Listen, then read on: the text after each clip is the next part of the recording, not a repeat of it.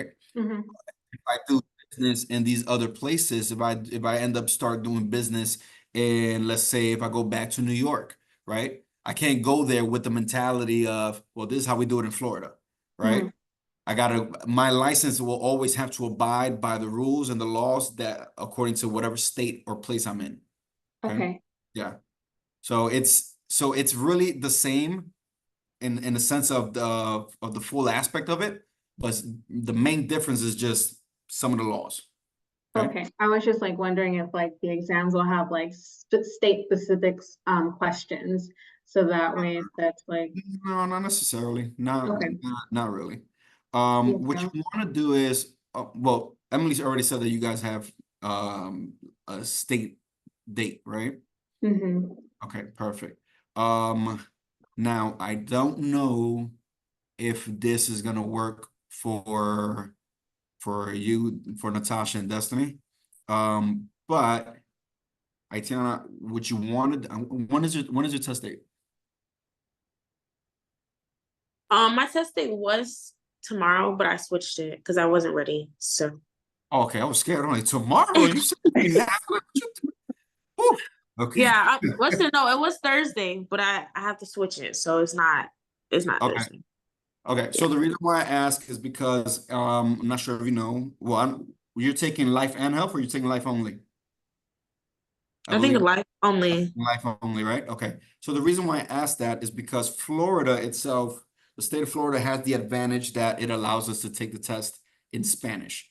Not that you're gonna take it in Spanish if you don't know Spanish, right? Because I'm not gonna have you speak a different language. But here's the thing. When you take the test in Spanish or you schedule the test in Spanish, right? In the state of Florida, especially, we're able to do that.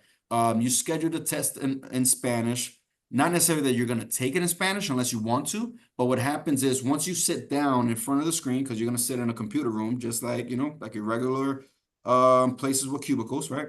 So once you sit in the computer screen, if I remember correctly, it's been a while, in the top right corner, it should say translate, right? It should say translate.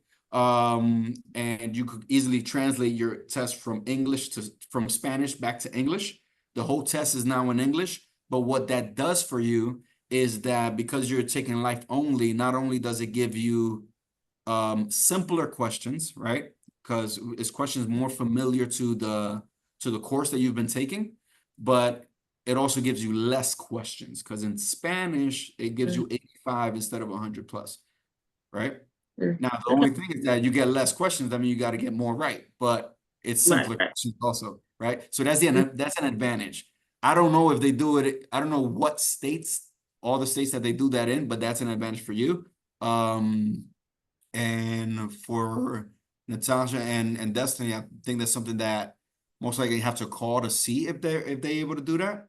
That way, take the chance. But if you already have a schedule for English, go for it because it's already scheduled, right? You don't want to go ahead and switch up exams and take the chance of that. Okay. So I'm gonna go ahead and share my screen, and what you're gonna see in my screen is a PowerPoint that I created. You let me know if you can see it. Hopefully you can. Okay, awesome. Okay, so this PowerPoint is a PowerPoint that I personally created. Before I used to give these classes in person, until COVID happened, right? So it was both a curse and a blessing, because now I get the advantage of sitting with people in different states, right? So it was definitely something, there was a benefit towards that. But you can feel free to take pictures of the screen, that's fine.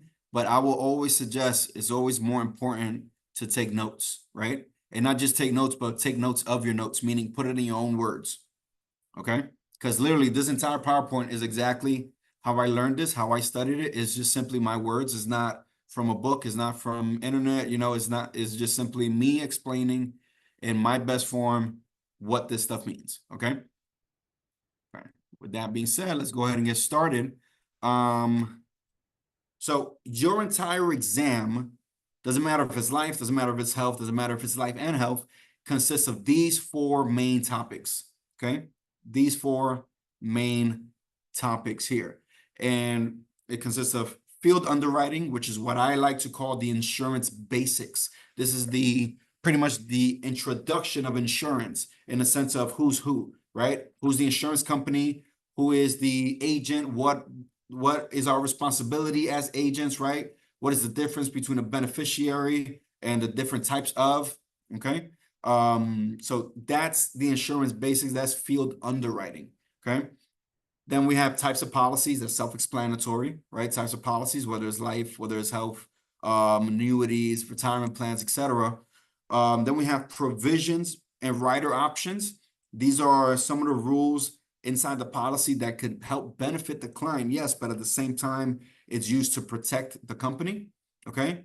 And riders are simply add-ons that help modify your coverage, okay?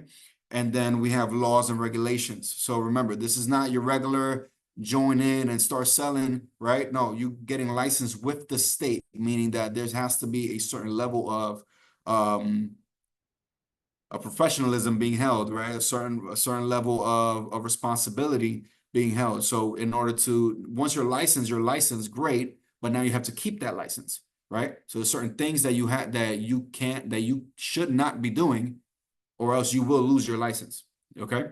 And we're gonna go ahead and talk over that. Your majority of your questions are based on provisions and laws. That is majority of your test, okay?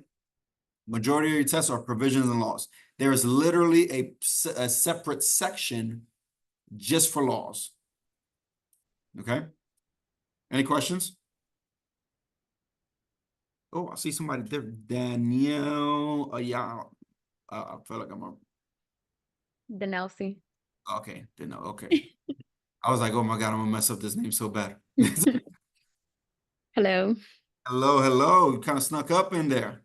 Yes, yes. I did. Welcome, welcome. So again, majority of your exam is based on these 4 topics. Okay, it does not change. And then we're just gonna go ahead and break down each one. Okay. Number 1, we're gonna start with field underwriting because it's pretty much I believe if you understand this part, you're going to understand everything else so much better, okay? The more you study this, the more you're going to see that literally every single point connects. Everything connects, okay? A lot of it is just simply understanding what in the world they're talking about, okay? And the way that they try to trick you is, I believe, me personally, I believe this test is very simple. It's just breaking down their language, right? And once you understand that, once you understand the language that they're using, it becomes so much simpler if you dumb it down and put it in your own words. Because a lot of it, they use things like a lot of interchangeable words, okay? That's how they try to trick you. So when you're reading your questions, right? For those of you that are taking your exams, especially sooner than later, this is key notes, okay? So when you're reading your questions, you want to read your questions a minimum 2 times, okay? Minimum 2 times. Why? Because you're going to read it the first time, you're going to read it how you normally read, right? You're going to read it how you normally read, and then you're going to read it again, but you're going to read it slowly, and you're going to read it completely, because one simple word could easily throw you off, okay?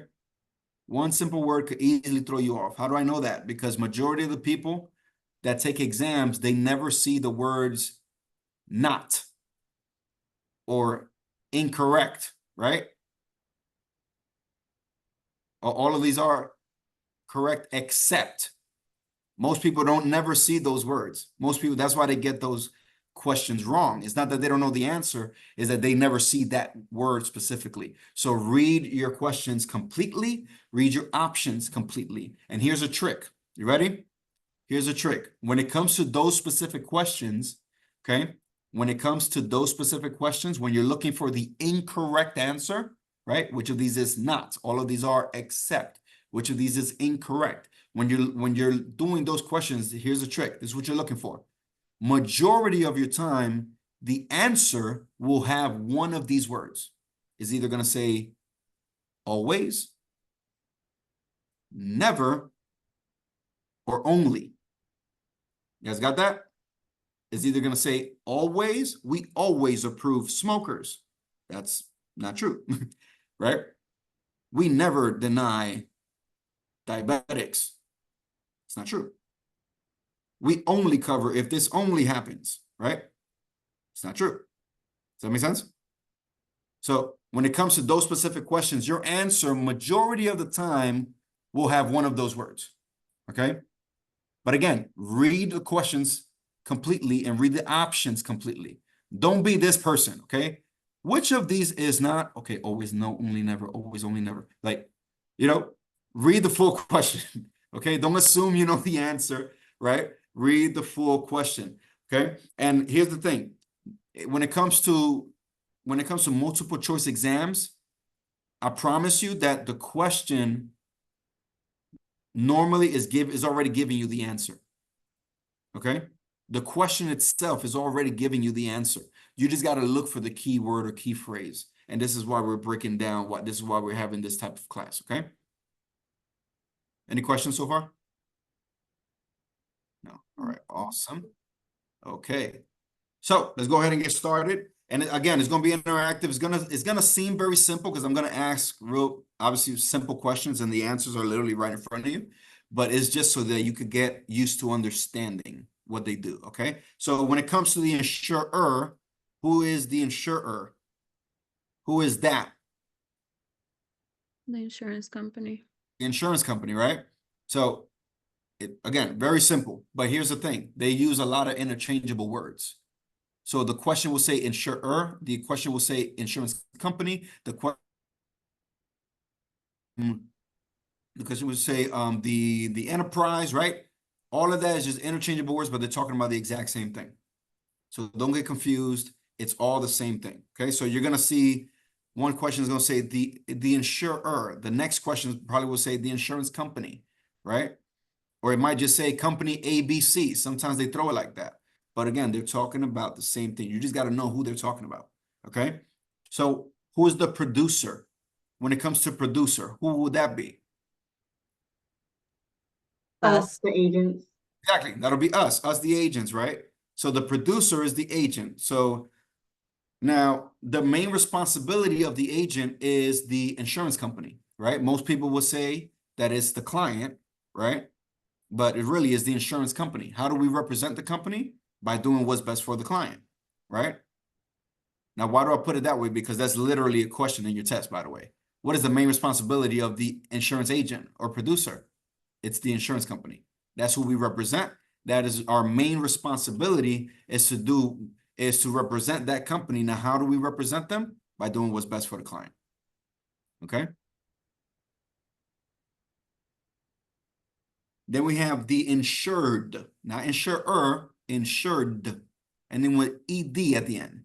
So who would that be? The person covered.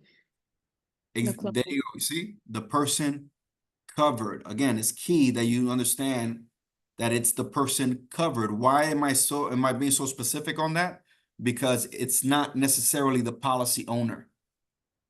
Okay? It's not necessarily the client. Just because the person insured is the person that's insured. For example, I have my own personal policy that I pay for. Therefore, I am policy owner and I am the insured. But guess what? My son has his own policy, but he's 5 years old. I'm paying the policy. Therefore, I am the client.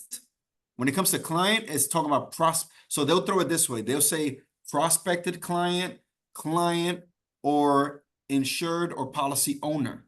See? 4 different things right there. Okay? So the insured is simply the person covered. For example, my son will be the person covered, but I am the policy owner. Does that make sense? Policy owner is not always the person, and insured are not always the same person. Okay? So you got to be real careful with that. Then we have beneficiary. Do not confuse beneficiary for insured. It's not the same thing, because in order for the beneficiary to receive the benefit, the insured has to die. Right? So clearly it's not the same person. Okay? You guys with me? If I'm going too fast, just let me know, please. Okay? But it's not the same thing. Now, there are 3 types of beneficiaries. Okay? 3 types. Number 1, we have revocable. Okay? Revocable meaning what? It could be changed at any moment. It could be changed at any moment. Exactly. I could revoke your rights as beneficiary at any given moment. Then we have irrevocable, which is obviously the opposite. The only way that you can remove that is with written consent from the beneficiary. So now you need their permission to remove them. Okay? Now you need their permission in order to remove them as beneficiary. That means you got to be real careful who you're putting as beneficiary and how you're putting them, right? Then we have the contingent. Okay, then we have the contingent. Now, contingent is just a fancy word for secondary. That's all that it means. Okay, your contingent is your plan B. Okay, it's your plan B. It's your backup plan. Okay, what do I mean by that? When you get in a car, you have 4 tires and you have an extra one just in case, right? You have your spare just in case. Okay. You went out, you left your your charger. Well, guess what? You have another one in your car just in case, right? That's your backup plan. Okay. The only way the contingent receives any sort of benefit is if the primary dies before the insured. Okay. Again, the only way the contingent receives any sort of benefit is if the primary dies before the insured. Okay? Meaning if he's no longer there. So me and Marcus are at T-Mobile, right? We're about to get the brand new iPhone with, all 5 cameras, whatever amount of cameras they're adding to these things now, right? We're about to get the brand new iPhone, but guess what? We're next in line, but there's only one phone left. Okay? There's only one phone left. The only way Marcus is going to get this phone, right, is if I leave, I get hungry, I go to Chick-fil-A across the street, or we simply just duke it out for the phone, right? And he might win. I don't know. I can't see him. His camera's off. But, but that's the only way he's going to get the phone if I'm no longer in front of him. Does that make sense? You guys got that?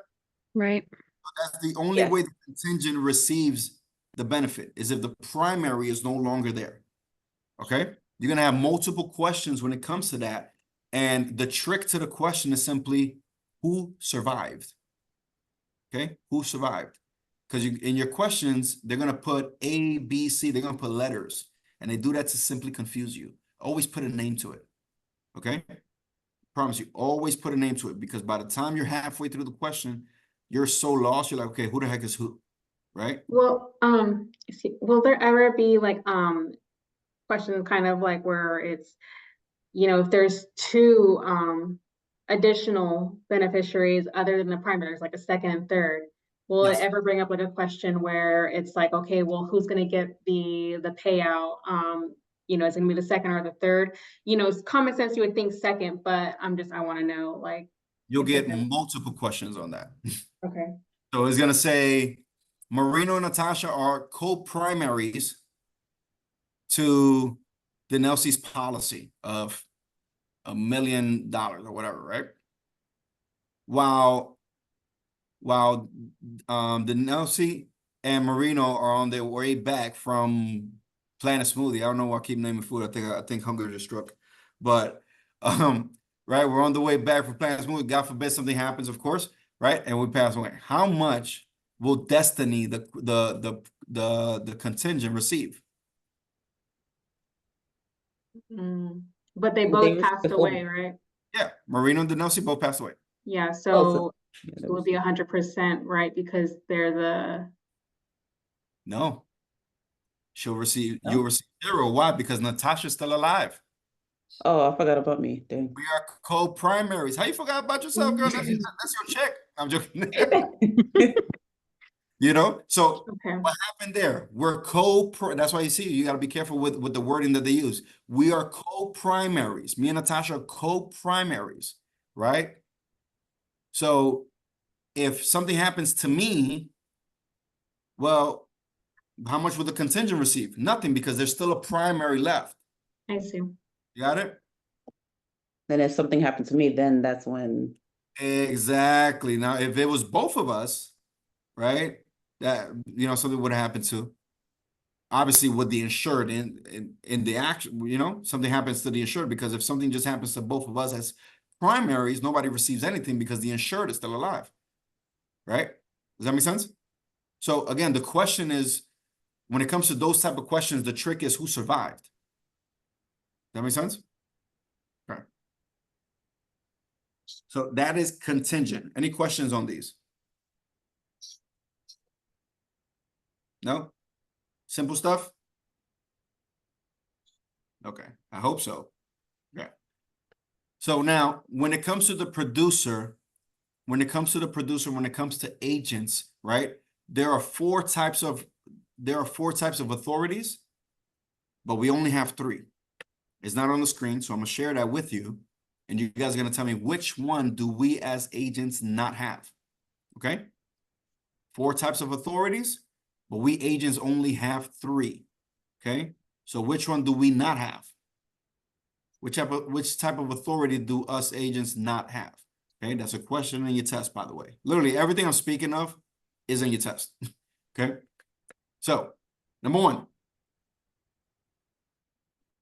it's authority. The apparent authority. Number two, the expressive authority. The expressive authority.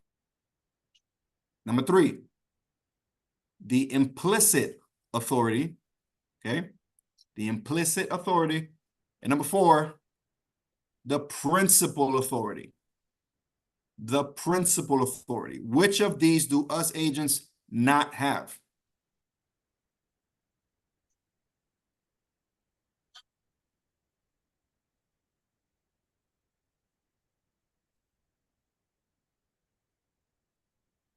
Marina, could you repeat the first one? The first one was just authority because it went in and out while you were saying authority. I didn't know if there was a word before. The first one is the apparent authority.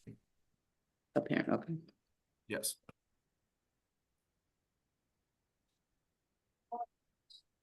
Okay, so apparent, expressive, implicit, principal.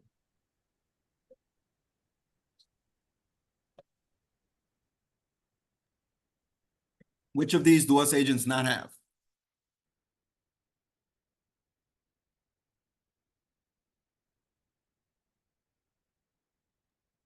I have no idea. I'm gonna take a shot at it. I'm gonna say principal. The principal? Yeah. Okay. There you go. He said principal. By the way, what's your name? I only see iPhone and I don't see no face. It's Mark. I'm taking care of my baby girl right now. That's why I'm trying to put her to sleep. I got you, brother. I've been there. Trust me. If it was on any other time, you probably would have seen my son running around here. You already know, man. I appreciate for understanding, man. Of course, of course. All right. So you said Mark, right? All right. So Mark says principal, and he is correct. Okay. It is the principal authority. We as agents, think about it. We have to have what's called the apparent authority. Why? Because we're the ones that represent the company. We're the ones showing up, right? We're the ones showing up. You know, Ethos is not at your door. We are, right? We're the ones representing them, okay? So we have to have what's called the apparent authority. With that, we need to have what's called the expressive authority, okay? We need to have what's called the expressive authority. Why? Because we need to be able to express ourselves towards this product in order to make this sale, in order to make this close, right? It's the best product in the world. Everybody needs this, yada, yada, yada, right? Does that make sense? And then with that, we have to have what's called the implicit authority, right? Because the implicit authority is what allows us to go ahead and imply certain things and respond to any questions, any doubt, clear out any doubts that our clients may have. But the principal authority, only the company has that. Because at the end of the day, they are the ones that decide whether you're getting approved or not. Okay? So if you say something like, oh, I want to go ahead and, you know, and I want this policy. Okay, great. We're gonna go ahead and sit down. I'm gonna have the host sit down, have the apparent authority, right? I'm the one showing up to the appointment. Have the expressive authority. I gotta go ahead and make the presentation. Have the implicit authority, go ahead and clear out any doubts that you may have, right? cut down any objections or anything like that. But however, now with all that said and done, I still don't know if you qualify. Does that make sense? The company is the one that decides that. Okay? So that's why they have the principal authority.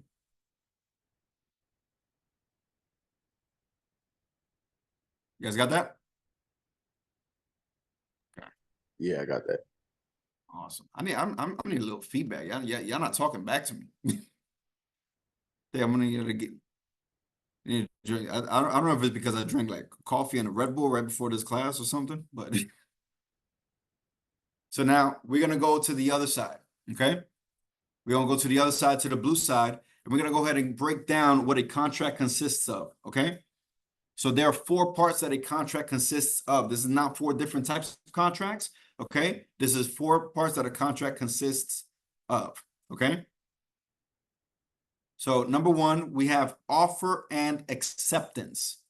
Okay, offer and acceptance. It doesn't matter what your business is. It doesn't matter what line of work you're in. Everything starts with offer and acceptance.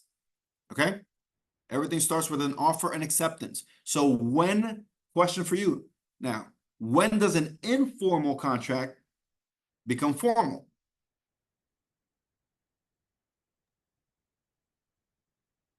Is it when the first premium is paid or accepted? There you go. When it's accepted. Okay. So it becomes formal now when you have accepted what I have offered. Okay.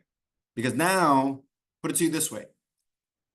We're in the drive-through of your choosing, right? So you go to a drive-through, what do you see? You're gonna see a big old menu. That is your offer. Okay? That is your offer. Okay? Now, based on whatever you choose to have, that's your acceptance. Hey, can I get the whatever you order, right? That's your acceptance now. Okay? Because now you have a verbal contract. Now they know what you want. Okay?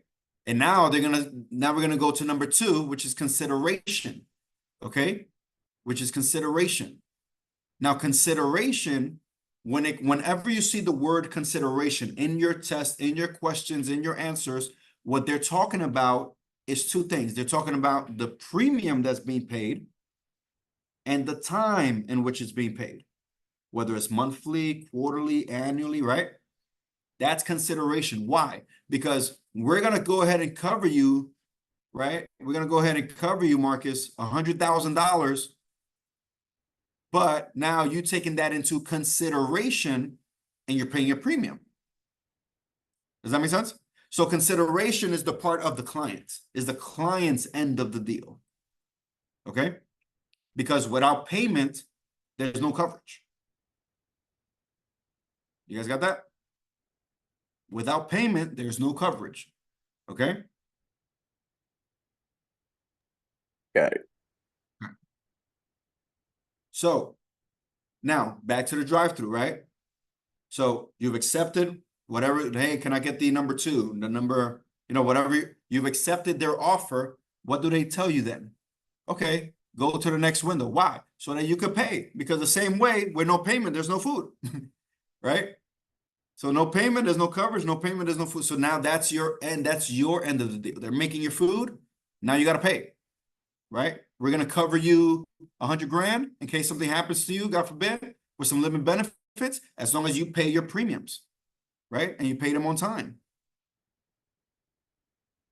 Okay. Then we have number 3, competent parties. It doesn't matter what line of work you're in. Well, any legal line of work, it doesn't matter, right? There has to be competent parties, meaning what? Meaning you have to be in the right state of mind in order to make this deal, right? In order to do business. That means that you can't sit with, for example, Marcus putting his baby to sleep. I can't go ahead and sit with his baby and make an appointment, right? No, because I'm not of age. Does that make sense? I can sit with Mark. And he will decide what best fits his child, right? But I can't make an appointment specifically with that child because they're not of age. Does that make sense? So the same way that you can't do business with somebody, I'm pretty sure if you're in an office, the first thing you do if you see somebody that's under the influence walking towards you, you're gonna lock your door, right? You're not gonna be like, oh yeah, that's a perfect client. Go ahead, open the door. Hey, what do you need? No, you're gonna lock your door, right? Okay. The same way that you cannot be under the influence, same thing goes vice versa, right? Okay. So need to be in the right state of mind in order to close business, in order to make some sales. Once your license is not, hey, yeah, I'm going to go ahead and sell to everybody. Yeah, in a sense, but you got to be very careful because at the same time, you have to protect your license, protect your business. Remember, the business that pays is the business that stays, right? The business that pays is the business that stays. What does that mean? Well, you need to be doing good business, right? So if I say, Natasha, I'm completely healthy. I don't smoke, I don't drink, I don't do none of that. You're gonna go based on my word, right? I'm like, well, great, he doesn't smoke and he drink, but you're in my house and my house smells like cigarettes or something that's not cigarettes, right? So Right. what are you gonna do? You gonna call me out? You gonna call me a liar? No, but you're gonna put in your notes, you're gonna be, doesn't smoke, doesn't drink, house smell a little funny, right? Does that Right. make sense? Because you got to protect your license, of course. You got to Yep. protect your license. You got to protect your business. In the same way, if I say, "Hey, Denosi, I don't drink," but in the same table we're sitting on, right? There's a bottle of tequila that is that vaporized. Does that make sense? So you got to be able to see. You got to be careful with your surroundings when it comes to that. Okay, it's not just, hey, you're in front of me, we're gonna close this deal, and no, you gotta be able to do good business. Okay. Number 4, legal purpose. Okay, legal purpose. You're gonna see legal purpose in your test as insurable interest. Okay, that's the way you're gonna see it in your test. You're gonna see it as insurable interest. And what that means, that's, by the way, is when there's a third party involved. What does that mean? Meaning that somebody is buying insurance for somebody else and is naming themselves as beneficiaries. Okay. For example, I bought a policy for my son. Why? Because that's a personal reason, right? Because I want him to have to be covered in case something happens or not necessarily that, but in order to put away for his future, right? That's the insurable interest I have on him. Okay. You're going to see things like key person insurance, right? A key person insurance, that's me saying, hey, Marcus is my best employee, man. I don't know how in the world my business is going to run should something happen to Marcus, God forbid, right? So what do I do as an employer? I put coverage on Marcus, right? In case something happens to him, my business doesn't crumble. That's what you call key person insurance, okay? And the key person insurance, the business is the policy owner. The business is the beneficiary. Marcus is simply the person that's covered, is the employee. Okay, does that make sense? So when there's a third party involved, insurable interest is you're buying insurance for somebody else and naming yourself beneficiary. Okay, that's what they mean by third party involved. Okay, now there has to be insurable interest at the beginning of the application. Okay, say that one more time. There has to be insurable interest at the beginning of the application. And again, insurable interest is simply like answering the questions, what is your relationship to this person? That's really it, right? It's not necessarily that specific question, but when you're filling something, when you fill out a form for somebody, right? Let's say I'm at the hospital and I need somebody to fill this out for me. Well, you're going to fill out, okay, what is my relationship to this person? It's the same way here. Why am I insuring this person? That's insurable interest. Why are you covering this person? Okay. And there has to be, at the beginning of the application, has to be Well, insurable interest. Will there ever be any questions that say what is not like accepted as insurable interest?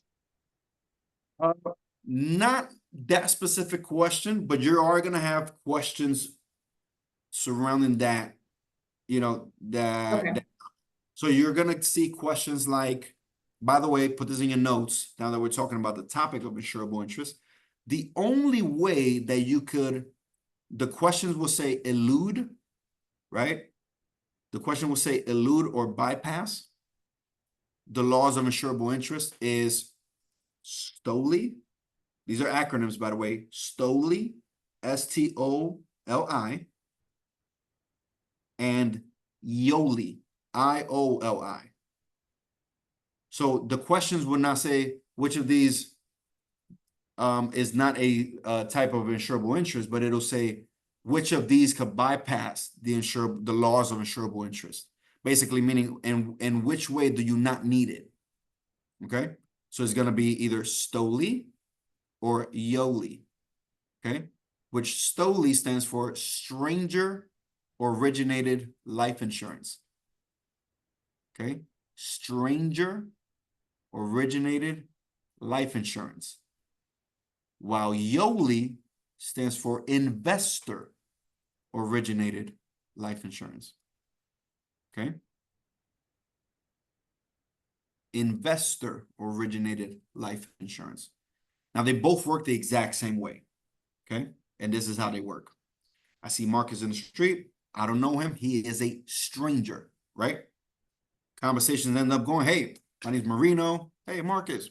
Da, da, da. Okay, great. End up talking. I say, hey, Marcus, I got about $20,000 cash, and it's yours if you let me buy your life insurance policy.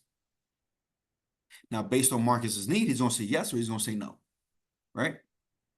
So if he says no, okay, great, I'll look for somebody else. But if he says yes, now I'm going to Aitiana, right? Now I'm going to Aitiana. Why? Because she's going to be the agent, okay? She's going to be my agent. I can't do this as an agent. It has to be as a client because I am the third party, right? Does that make sense? So I am the client. So I am buying insurance for on Marcus, but I don't know him, right? He is a stranger. Do I really have insurable interest on him? No, I don't, right? Well, I do, but the one that I do have is not, I guess, in the moral sense, right? Because the insurable interest that I have is say, hey, is basically if anything happens to him, I'm trying to get paid. That's really the insurable interest I have, right? Because what happens? Once Marcus gets approved, he gets his 20 grand, right? Or whatever money we decided on. Now, I don't really have to have a relationship with him. My relationship is now with Aitiana, who is my agent. Because if something happens to him, God forbid, Aitiana has to pay me. Does that make sense? Because I'm the client, I'm the policy owner, and I am also the beneficiary. So should something happen to Marcus, God forbid, I get paid. So not only is it STOLI because he's a stranger, but is also YOLI because it's an investment. I'm investing on his life. Does that make sense? Okay. So you're going to have a question that's going to say insurance contracts become insurance. Sorry, it's going to say insurance policies become contracts of investments without what? Without insurable interest. Does that make sense? You guys got it? Okay.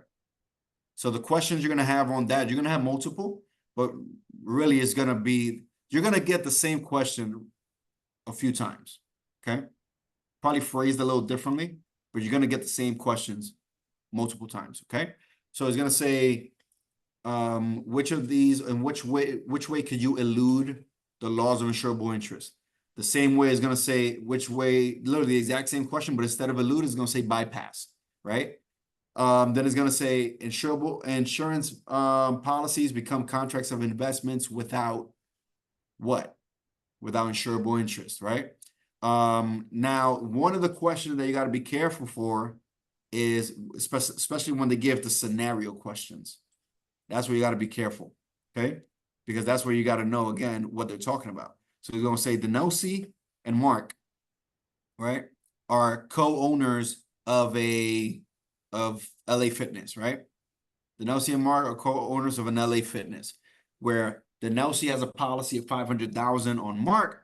Mark has a policy on Denosi of $500,000, right? In case something happens, right? Because you can't run a business with just 50%, right? So they each have a policy on each other where they're both beneficiaries to each other's policy, right? Mark decides to retire right? Mark retires, he leaves, he goes down to, you know, wherever he wants to retire to, right? He gets married, he has his kids, etc. And eventually, right, passes away. Now there's no longer insurable interest. Okay? Literally, the question says, now there's no longer insurable interest. He retired, he got married, he has his kids, etc. Who receives this benefit? His wife, the contingent, the estate, or the NOC?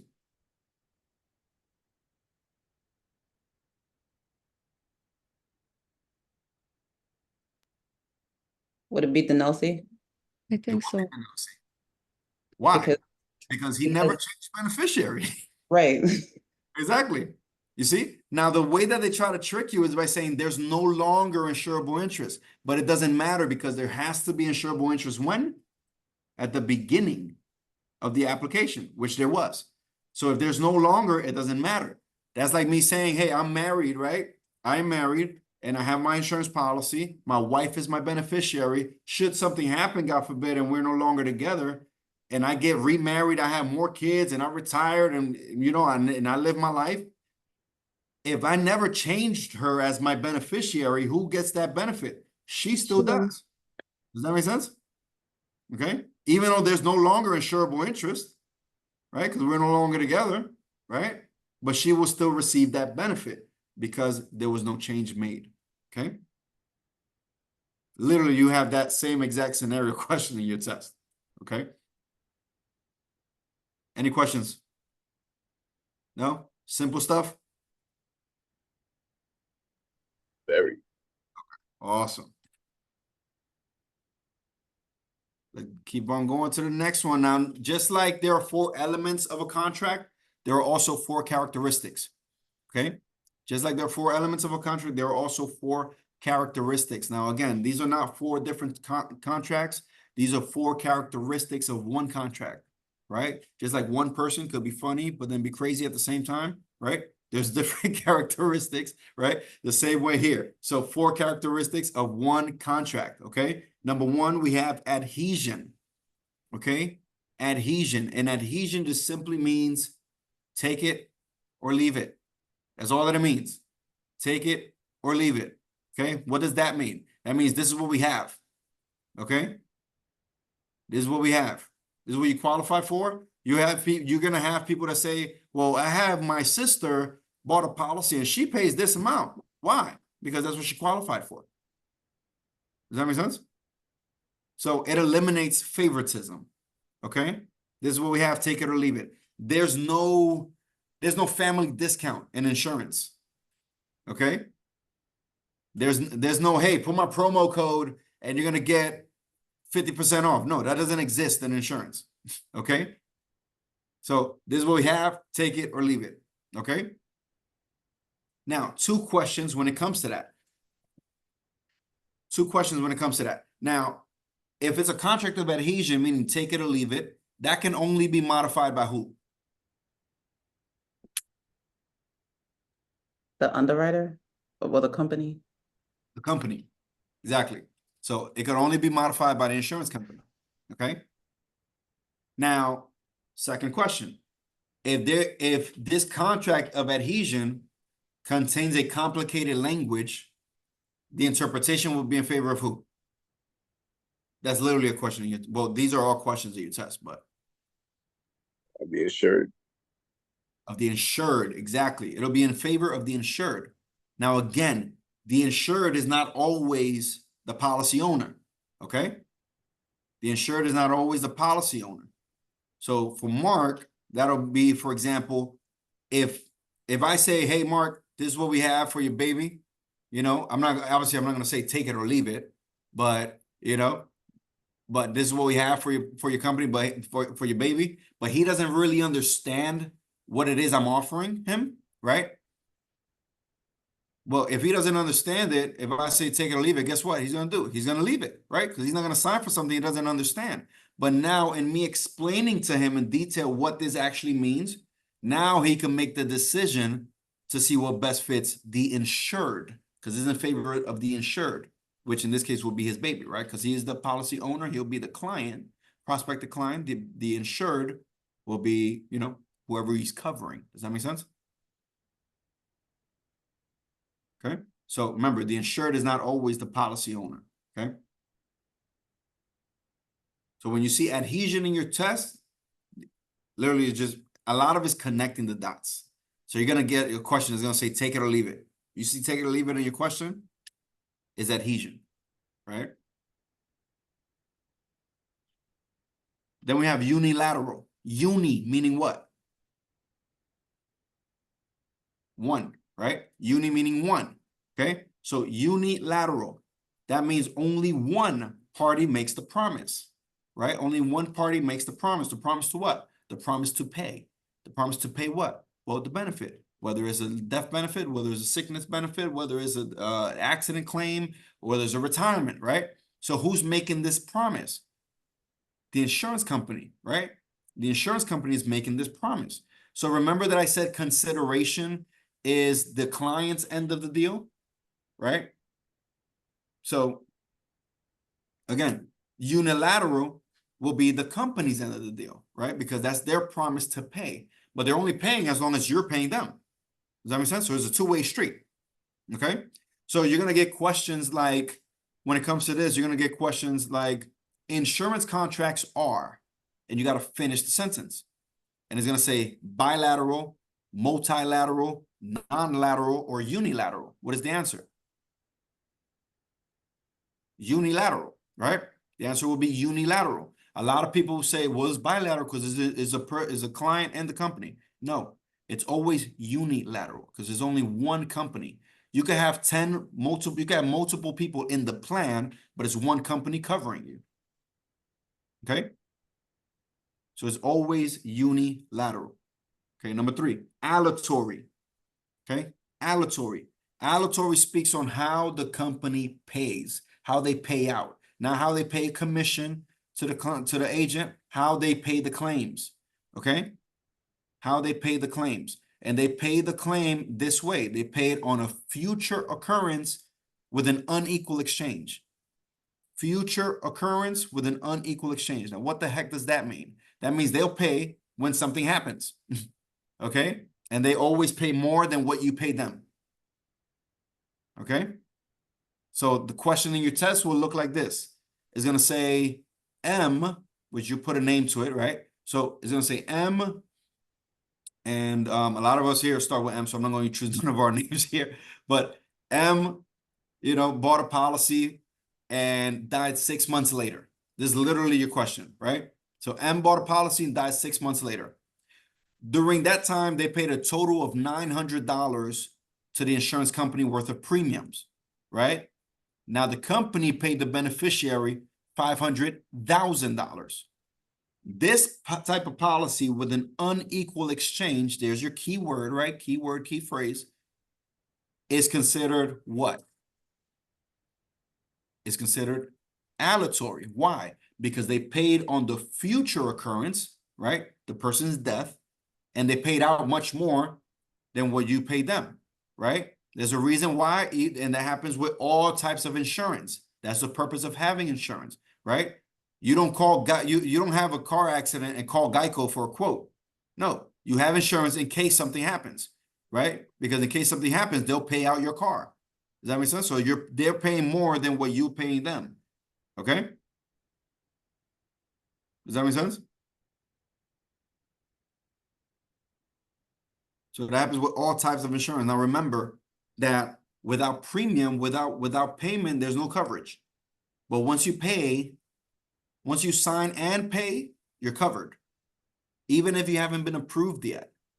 Okay? You guys got that? Yep. Once you sign and pay, you're covered, even if you haven't been approved yet. So what does that do? That's what we like to call a faith deposit. Okay? A faith deposit. What does that mean? That means, well, let's see if we can help you qualify. Right? That's what that means. Let's see if we could go ahead and help you qualify, right? Because, oh, well, what guarantees me that they're not going to take my money? You're going to have people like that, unfortunately, right? It's true. You really are. We've had them. We've seen them all. Okay. So who guarantees me that they're not going to take my money? Well, who guarantees me that a car's not gonna hit you the moment you walk out this door? Does that make sense? You guys got that? So Yep. that eliminates that, because once you sign and pay, you're covered. Okay?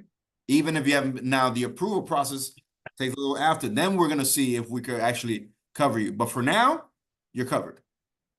Got that? Okay. Then we have number 4, conditional. Okay, conditional. So conditional is exactly that, right?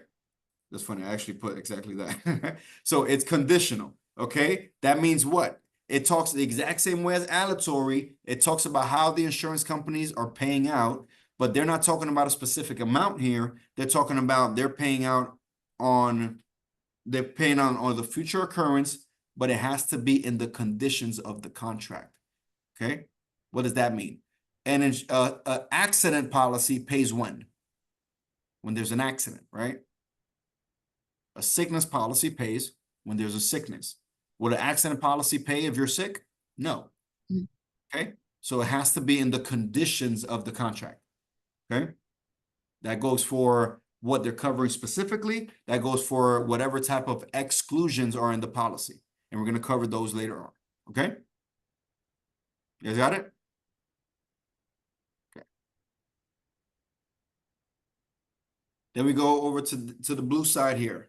The Fair Credit Report Act. I believe that's probably like your first chapter in your course, right? Majority of, I don't know what course specifically you guys are all taking, but that should be their first chapter. And it's very simple. It's simply the law that states that me as your agent, I have to notify you that they're going to investigate you. Okay? That's all that it is. Okay? It's the law that says, hey, they know, see, they're going to investigate you. Now, this is done, remember, insurable interest is at the beginning of the application. This is done after the application. Okay? And there's a reason for that. Okay? There's a reason for that. Number 1, nobody likes being investigated. Okay? So don't go scaring off your clients, please. Okay? Please do not scare your clients. Okay? It is done in a very simple way. Okay? Because if I say, hey, Destiny, I'm looking forward to our meeting tonight. It's going to start off pretty quickly.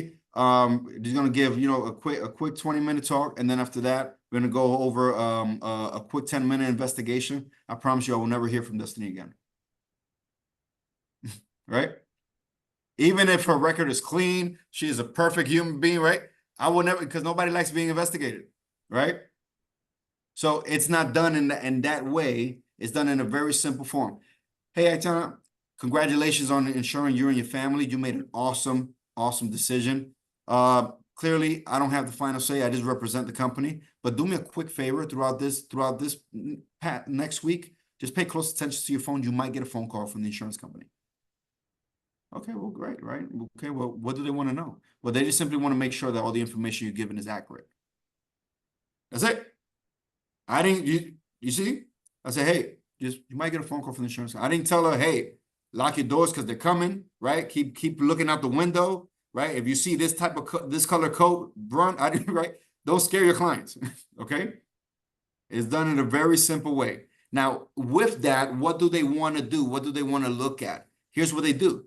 They do 2 types of reports. They do what's called an consumer report and a inspection report. Why? Because they want to take a look at your character and reputation. Okay? They want to take a look at your character and reputation. So they do what's called a consumer's report to see your character, right? So consumer's report, I'm not talking about what you're consuming in your body, but how you're consuming your money. Okay? So they take a look at your credit, not in a sense of your credit score, because that doesn't affect anything, right? But they just want to make sure that, number 1, you're able to pay this and you're able to pay it on time. Okay? Why? Because a lot of people buy based on emotion and they rationalize later. Okay? Does that make sense? Hey, Mark, you could put away $50. You could put $50 a week, right? Heck yeah, $50 a week. Man, it's nothing. But $50 a week is $200 a month. and God forbid something happened and you're not working at the time. Where are those $200 a month going to come from? Does that make sense? I'm not saying it in the sense of I'm just gotta let you know. Remember the mission before the commission. Don't worry about selling all these big policies. You want to make sure that you're able to help your client as much as possible. Does that make sense? Because whether you got thousands of dollars or hundreds of dollars or tens of dollars, we're able to help you. That makes sense? Okay. So that's the consumer's report. Then they do what's called the inspection report. And it's that phone interview that I mentioned, right? Where they do the same questions that they always do, right? Hey, throughout the last few months, have you visited such country? Have you been prescribed with whatever? Have you been diagnosed with whatever? Have you, do you partake in extreme activities, etc., right? The questions that they always do, okay? Because they want to see how risky this person is, okay? This is the job of the underwriter, okay? Because the underwriter's job is to tell the company if this person is risky or not to be insured, okay? You guys got that? Yes. Awesome. Then we have what's called a warranty. A warranty is what? If I have warranty on something, that means that it is what? Guaranteed to be true. It is guaranteed, right? It is guaranteed. I'm secured. It's guaranteed to be true, right? So a warranty is a statement that is guaranteed to be true in all aspects. Literally, when you see the word warranty in your question, your answer is guaranteed to be true. When you see guaranteed to be true in your question, your answer is warranty. Literally, it's just connecting the dots, vice versa, right? So it's a statement that is guaranteed to be true in all aspects. Nothing changes it. Now, a representation is a little different. Representation is a statement that is true to the best of my knowledge. That means that nobody guarantees me that. Me, I'm me, man. I'm healthy I'm a horse, man. I'm healthy to the best of my knowledge.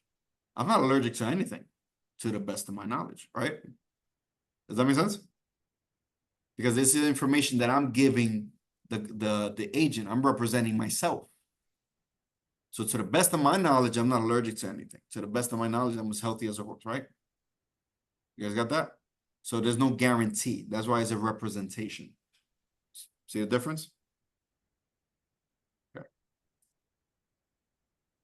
Any questions? No? Okay. Now let's go over provisions.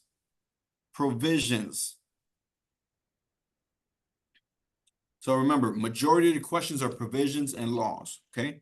So we're gonna do provisions, we're gonna hit some laws real quick, and then from there, we're gonna finish with types of policies because it's much quicker, it's simple, okay? So provisions are, again, those little rules and incentives of the policies that they give you, right? And then riders, certain things that cover specific things, okay? So number one, in provisions, let's talk about the famous grace period. What is the grace period? When it comes to grace period, what is that? What are they talking about? Oh, you're gonna make me pick on people. Like courteous time to like, catch up or pay, like if you can't pay on time or like, just like a grace period, but it can also be something different too, so. No, exactly that. So grace period is simply extra time to make a late payment. That's all that it is. Okay? Nothing more, nothing less. Extra time to make a late payment. Okay? That's literally all that it is. So when it comes to that, okay? Sorry. So when it comes to that grace period, again, the trick to the question, everything that you make payments on has a grace period. Okay? Literally everything that you make payments on has a grace period. Now it's just depending on the time frame, right? So the trick to these questions is the time frame. What do I mean by that? When are you making these payments? Okay? Because in your questions, it's going to say monthly, quarterly, or annually. Okay? So here's the trick. If the question says Marcus is paying his premiums monthly, what is the time frame that he has to make this payment, right? If it says monthly, then the answer is 10 days. He has a 10-day grace period.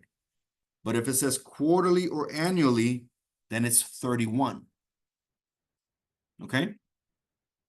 Now, here's where they try to trick you. Because remember, again, you want to read your questions. And as you're reading that specific, that second time, this is what you're doing. You're literally asking yourself, okay, what are they really asking me? What is the, what is the key word or key phrase in this question? How are they trying to trick me? Okay, so it's going to say Destiny has a policy of whatever that she's paying monthly. She forgot, she ends up not paying the premium accordingly. What is the maximum time frame she has to make this payment? You see how they try to trick you? So it's going to say monthly, but it also is going to say maximum time. Now we know that the maximum grace period is 31, right? So a lot of people go for that, but the key phrase, the key to the answer to the questions is the time frame. So if it says monthly, it's always going to be 10. If it says 31, if it says quarterly or annually, it's always going to be 31 days. You guys got that? Okay. Any questions on that? Awesome. So that is grace period. Remember, everything you make payments on has a grace period. Your rent has a grace period, right? Your light bill, your water bill, your phone, literally anything that you're making payments on has a grace period. Okay? Sorry, my son is calling me. No, that's right. So then we have the free look provision. Okay? So now the free look provision works this way. Number one, it starts when the policy has been delivered. Okay? The free look provision starts when the policy has been delivered. What does that mean? That means you've been approved, and now I just want to make sure that you want this policy. So I sit down with Natasha once she's been approved, and I say, hey, congratulations, you've been approved for this amount, right? And this is what we spoke on in our first meeting. And this is your beneficiary that you decided, right? And all I'm doing is literally I'm looking for exactly what Natasha just did. I'm looking for this, right? This is what I'm looking for. Why? Because little yeses would eventually lead to a big yes at the end, right? Little yeses will eventually lead to a big yes at the end, meaning what? I want to make sure that you still want this, right? So I'm going based on everything we spoke, and I'm assuring her that everything is according to the plan that we have assembled, right? Because I want to make sure that at the end she signs and she says, okay, great, I still want it. But what happens is she says, well, let me think about it.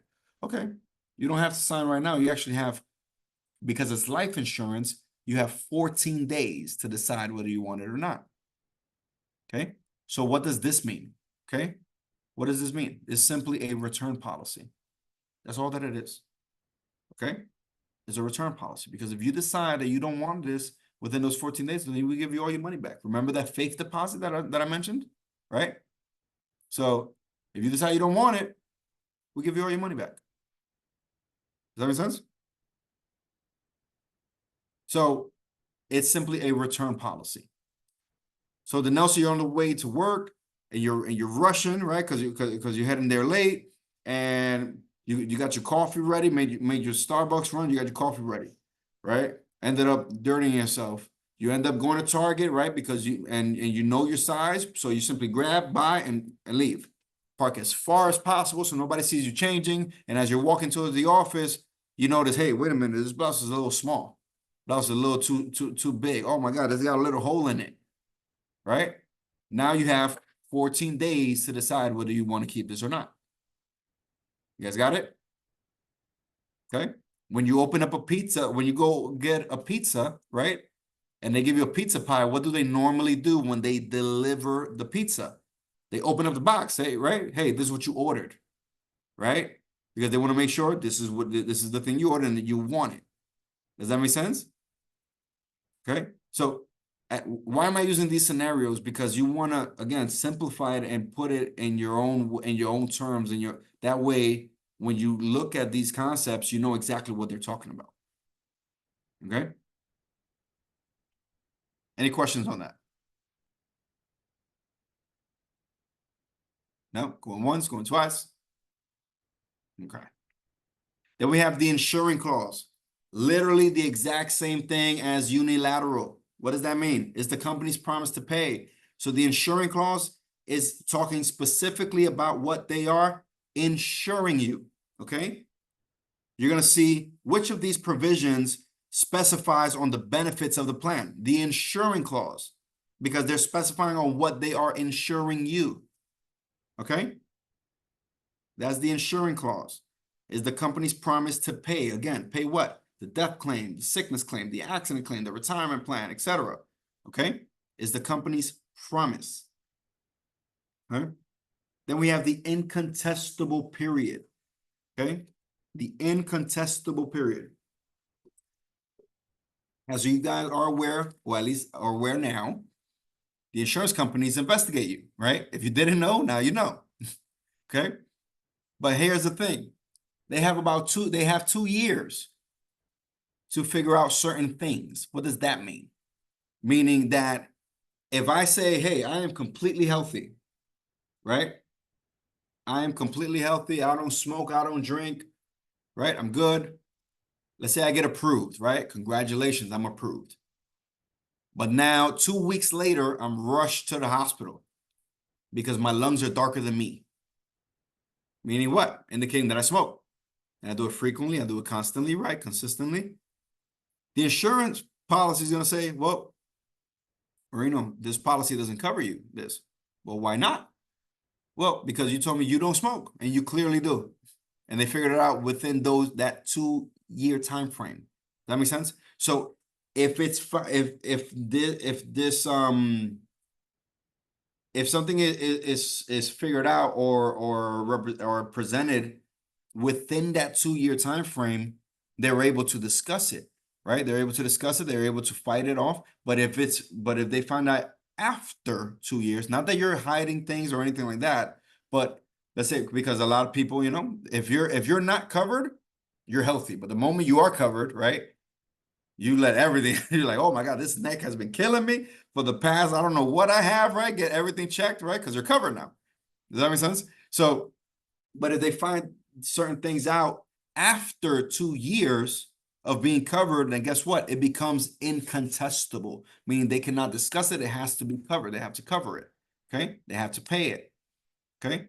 Now, again, the trick to these questions, remember, majority of your questions are the answers already being given to you. You just got to look for the key word or key phrase, right? So when it comes to these questions, the trick to these questions is, how long have they been covered? Okay.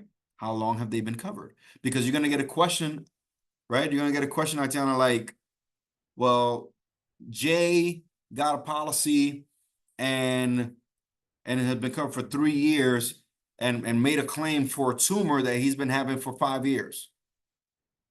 Okay. How will the insurance company handle this claim? These are the questions, right? How will the insurance company handle this claim? Well, in that case, how long have they been covered? Have they been covered more than 2 years? Yes. So it becomes incontestable and they have to cover it. Okay.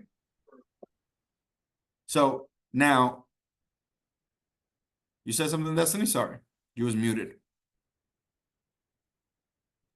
I'm talking to myself. I was just saying that it's incontestable when it passes 2 years, right? Okay. Yes. Okay. So the same thing now, this right here, this note is for studying purposes. Okay. I'm gonna say that one more time. This note is for studying purposes. Why am I saying that? Because when it comes to, on the right side, obviously, of the screen, you can see exclusions, right? You can see the exclusions. Now, the last one is obviously very big, but if you have been covered for more than 2 years and do that last one, then they have to cover it. It becomes incontestable. Okay. But only for the last one. Okay.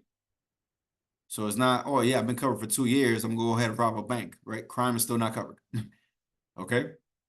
Does that make sense? But the last one, yeah, the last one is, it's covered after the 2-year time frame. Why? Because normally people that are looking to commit suicide do not wait 2 years to do it, right? Now your job as an agent, and that's why I said is for studying purposes, right? Because if somebody's asking you has questions on suicide, that's not the client for you. Okay? Simple as that. That's not the client for you. Invite them to church. Make a friend. But that's not the client for you. Okay? Does that make sense?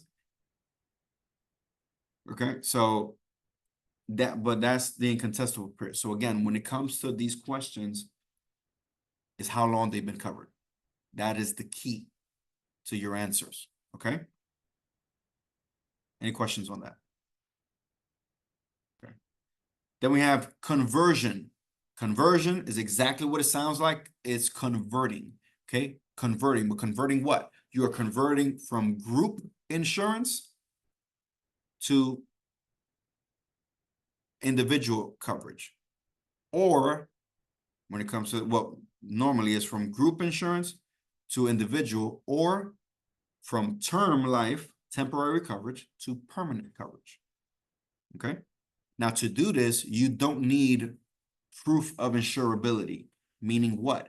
Meaning you don't need to get a physical exam to do this, right? You don't need to get a physical. You don't need to prove to them that you're healthy, because you're not canceling and buying something new. You're just changing or converting the frame of coverage.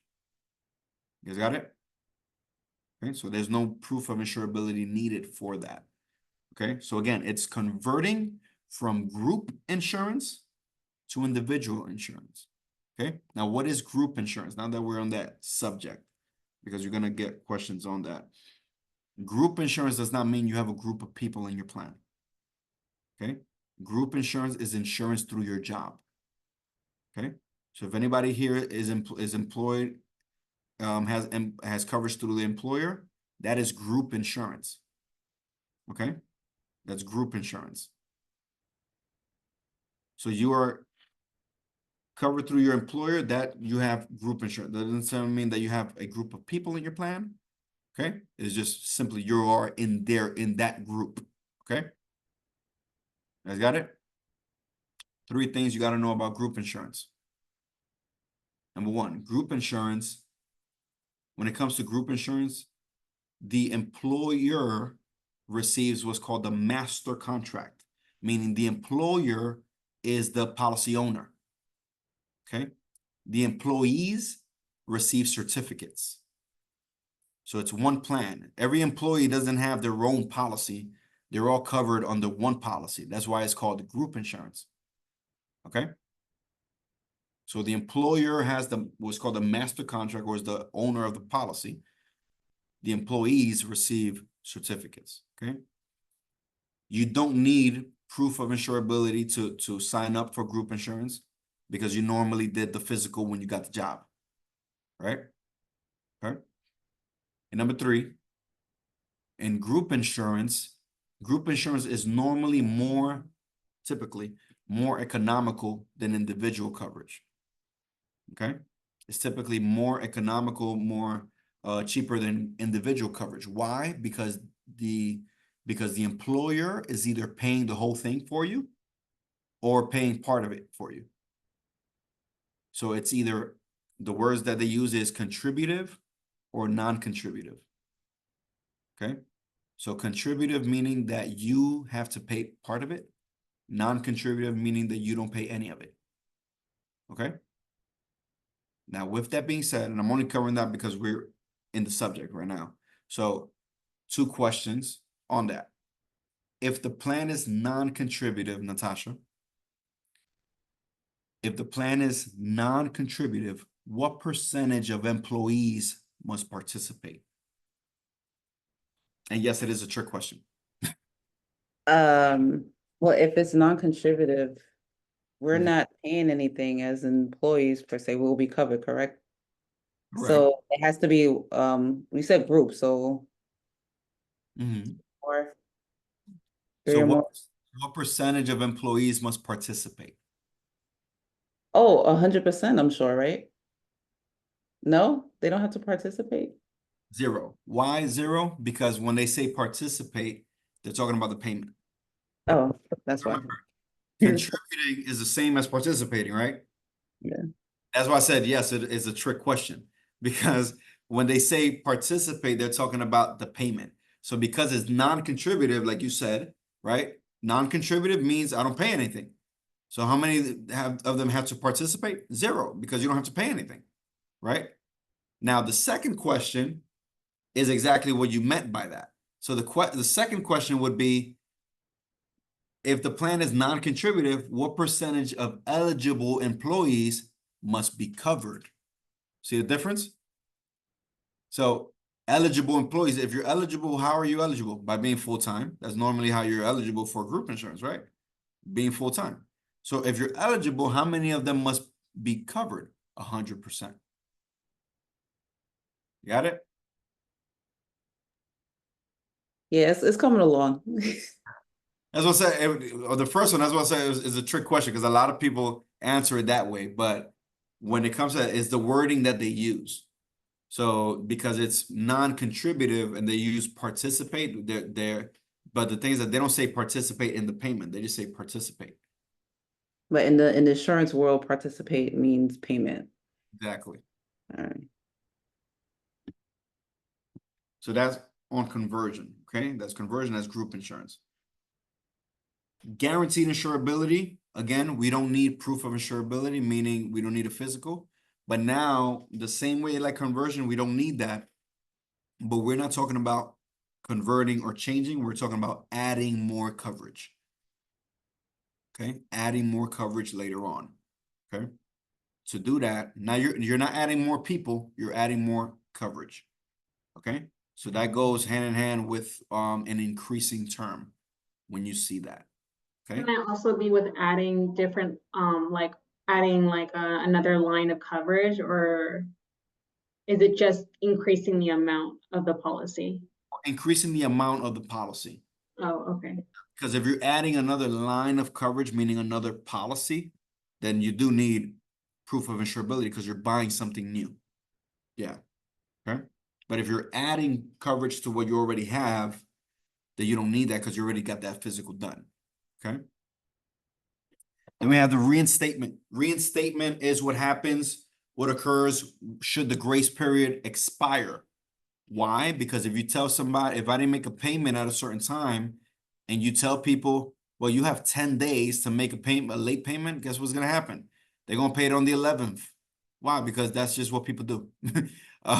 So what happens if the grace period expires, right? Should the grace period expire, then now you have 45 days. It's not even my phone. So now you have 45 days to reinstate or renew your policy, right? So what advantage does that have? Now for that, you do need proof of insurability, but what advantage does this have? So let's say, for example, I bought a policy and I got a policy at 20 years old, right? I got a policy at 20 years old and something happened, whatever happened, and I ended up wasn't able to pay it and I lost my coverage, right? Because if the grace period expires and I didn't pay it, I lost my coverage, right? But I really want that coverage. Now it's 10 years later, right? I'm 31 now. So 10 years, 11 years now, older. If I buy the same policy that I did 20 years, when I was 20, I'm 11 years older, then guess what? It's going to be much more expensive, right? But if I'm doing the reinstatement, then I'm able to renew my coverage, meaning I'm able to go back to where I was paying the same premium that I was paying back when I got it in the first place.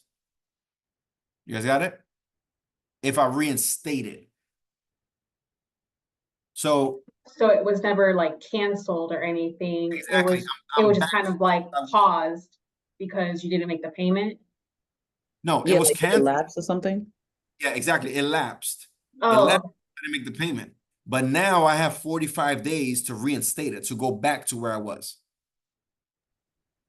Okay, so if we used your scenario, this wouldn't necessarily apply then, would it? Because it's 11 years later. Exactly. But if I would have done it 45 days within that 45-day period of when it lapsed because of that, then I would have been able till this day been paying the same premium that I had back when I was 20. Does that make- Okay. So like, let's say, we have a client and it's this scenario. So they have, as you said, the policy that they wanted, but for, whatever reason they had, they couldn't pay it at the time that it was due, but it was still within the 45-day. Correct. They would still be able to renew that policy with no needing proof of physical, well, no need of insurability, rather. Now they would need it. Oh, because okay, but time has passed, but right? they'll still have the same Policy has premium, lapsed. right? Correct. They just gotta make sure that they qualify health-wise. But the Okay, premium will be the same that you left off at. right, okay. But if it's 10 years later, I like that scenario. If it's 10 years later, they have to 10 years later, 20 years later, you're able to remain in the coverage that you had bought 20 years ago, meaning your premium will be much lower than it would if you buy a new one. Does that make sense? So let's use the exact same scenario. Mhm. 30 years have passed. Now I'm 50, right? If I let it lapse, but I really want my coverage, right? If I buy a new policy at 50 years old with the same amount of coverage, it'll be much more expensive, right? Right? And I still have to qualify because I still health-wise, right? But my premium will be ridiculously high because I'm 50 years old now, right? So the advantage of the reinstatement is that I'm able to remain with the same amount of premium that I did when I bought it back when, right? That's the advantage of that. So at 50 years old, should my policy had lapsed, right? Let's say 30 years passed and I paid it, right? Paid it faithfully, right? 30 years have passed. At 50, my policy lapsed, but now I reinstated it within that 45-year frame. I still paying the same. I go back to my policy paying what I've been paying since I got it at 20, rather than paying a premium that I would have normally if I buy it at 50. Does that make sense? It does now. So what will happen if there was a client, same scenario, they had their policy and it's way past the 45 days. Like they let it go 10 years and then they're like, all right, I decide that I want to No, they they gotta buy. want to get a whole new policy at that point. Yeah, And unfortunately for them, they will be paying a higher premium because it will be at the age that it will be at that 50-year age as opposed to that first policy they had. correct. So essentially it'll be as if that policy never existed. They would just be Exactly. starting new. Exactly. Okay. So that's the advantage of the reinstatement. Because the purpose of that, just the same way that the purpose of your grace period is that your policy won't lapse. That's why they're giving you extra time to pay it. But what happens if you don't pay it in that extra time? Well, they'll still give you a time frame to get back to this premium. But now if you pass that time now, there's not much more chances we could give you. I guess I'm a little confused because you're saying that 45 days, they have 45 days to reinstate that policy after the grace period expires. So basically that 10 years later, you cannot get that same policy premium amount. No, not for the same amount of coverage. Or it will be the same amount of coverage, but it wouldn't be the same premium payment. Like they'll be paying higher. Let's say, for example, right? I just got approved for $2 million coverage, right? That I'm paying about, I think like 140, something like that, right? Mm-hmm. I'm 31, okay? Mm-hmm. I got approved for $2 million coverage, right? Don't tell my wife, right? For $2 million coverage, right? Mm-hmm. I'm paying 140 something, right? And I'm paying my premiums monthly, meaning I have what amount of grace period? 10 days. 10 days, right? So I have 10 days. I didn't know there was a trick question going in there, huh? So I have 10 days to make this payment, right? To make this late payment, right? Should something happen and I don't pay it in that time frame, my policy has lapsed, right? Mm-hmm. But now I have 45 days to reinstate it. Whether 20 years have passed and I've been paying it, monthly, consecutive, right? On time. Let's say 20 years have passed I'm paying the exact same premium, 140, right? Now I'm 50 years old, paying the same premium, and I made a late payment, right? And I Oh. forgot to pay it.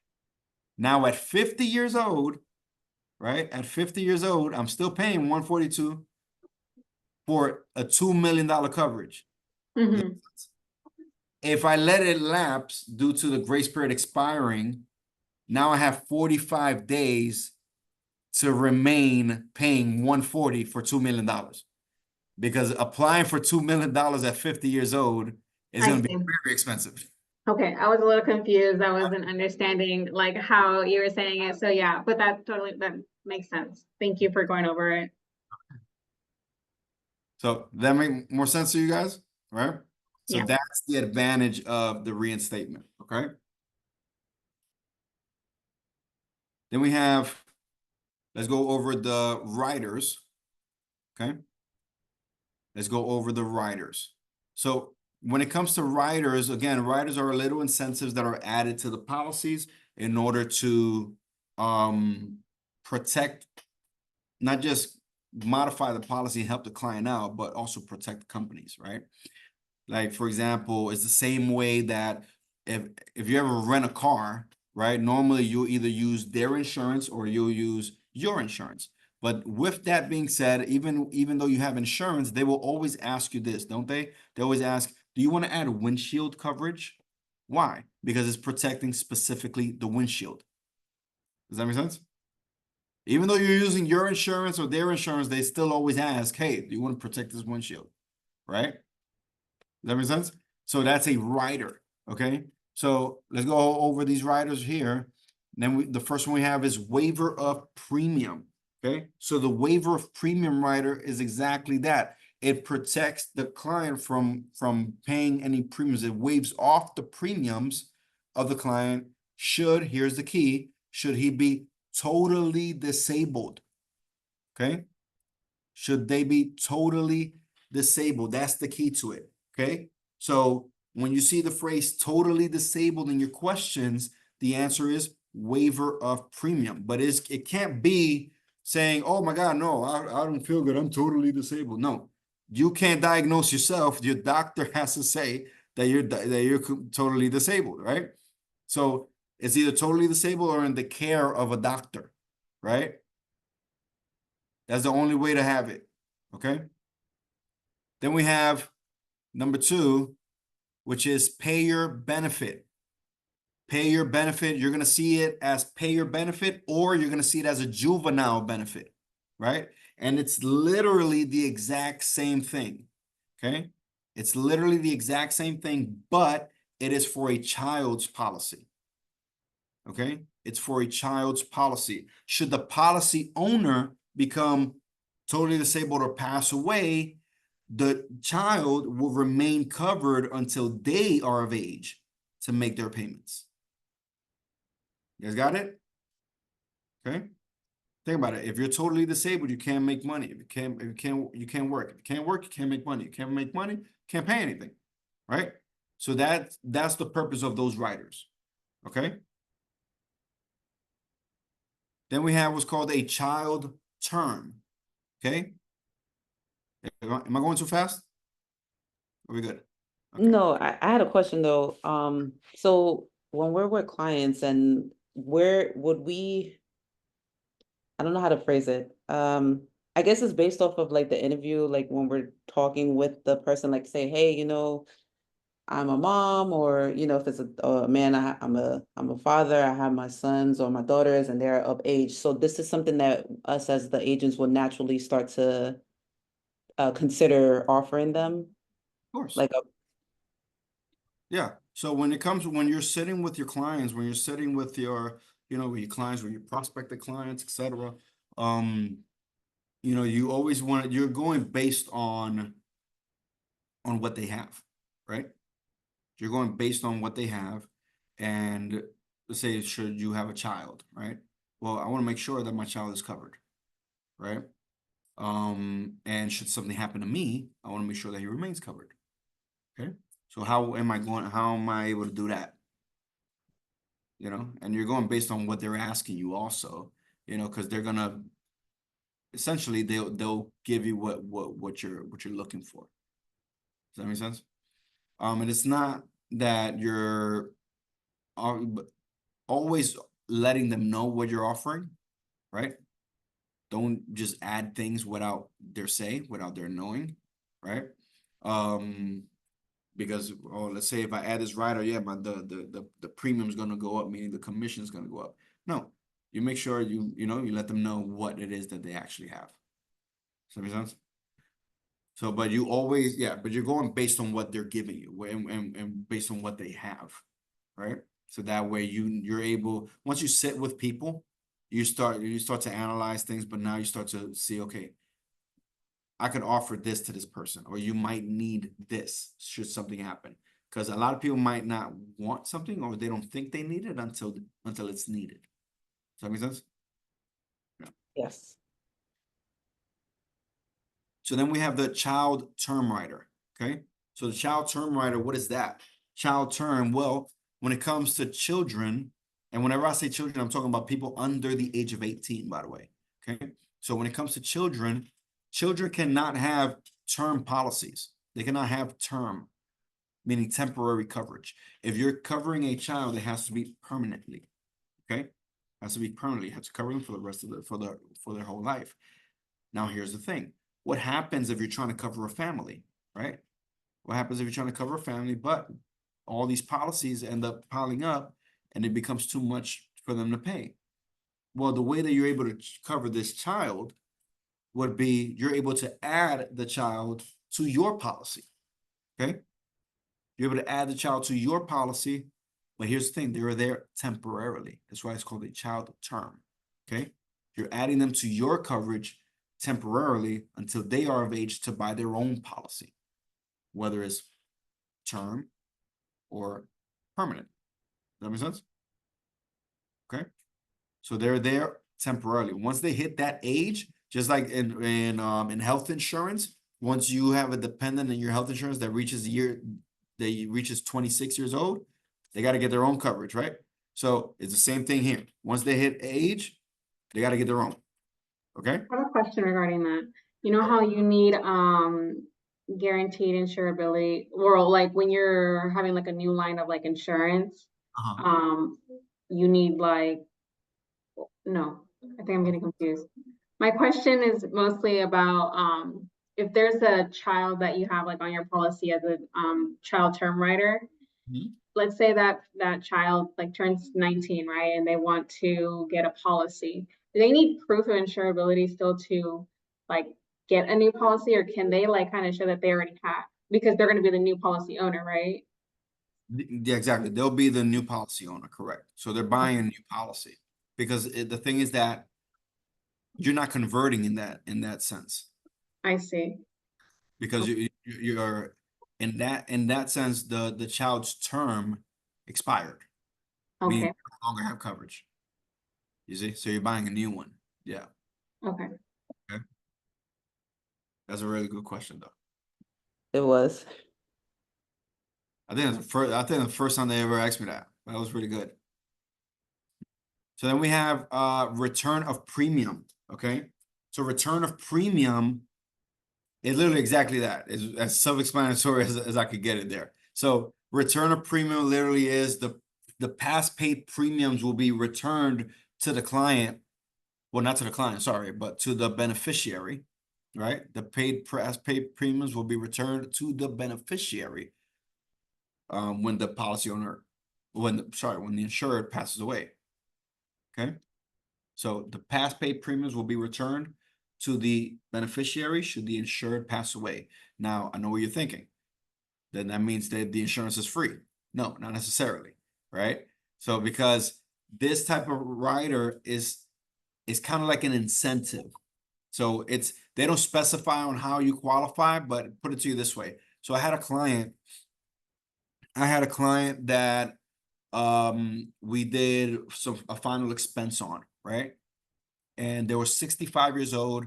We applied for $5,000, right? We applied for $5,000 for final expense, right? Meaning burial expense, etc., right? But they have a pacemaker. They're 65 years old, but they had a pacemaker, right? So now this person didn't get approved for the 5,000, they got approved for 3,300. Okay, they got approved for 3,300, but they approved them with 3,300 with a return of premium rider. I never put return of premium rider on the policy, but they approved them with that. Why? Because they said, hey, you know what? I know you applied for 5,000. We couldn't give you the 5,000 based on your condition, but here's a little incentive, right? Why? Because at the end of the day, the premiums that he's paying wouldn't even add to the 5,000 anyway. Does that make sense? Because the premiums were very low. Okay, so they approved them for less, but they gave him that incentive. Okay, because typically with those type of policies, the premiums are very low because the policies are very low.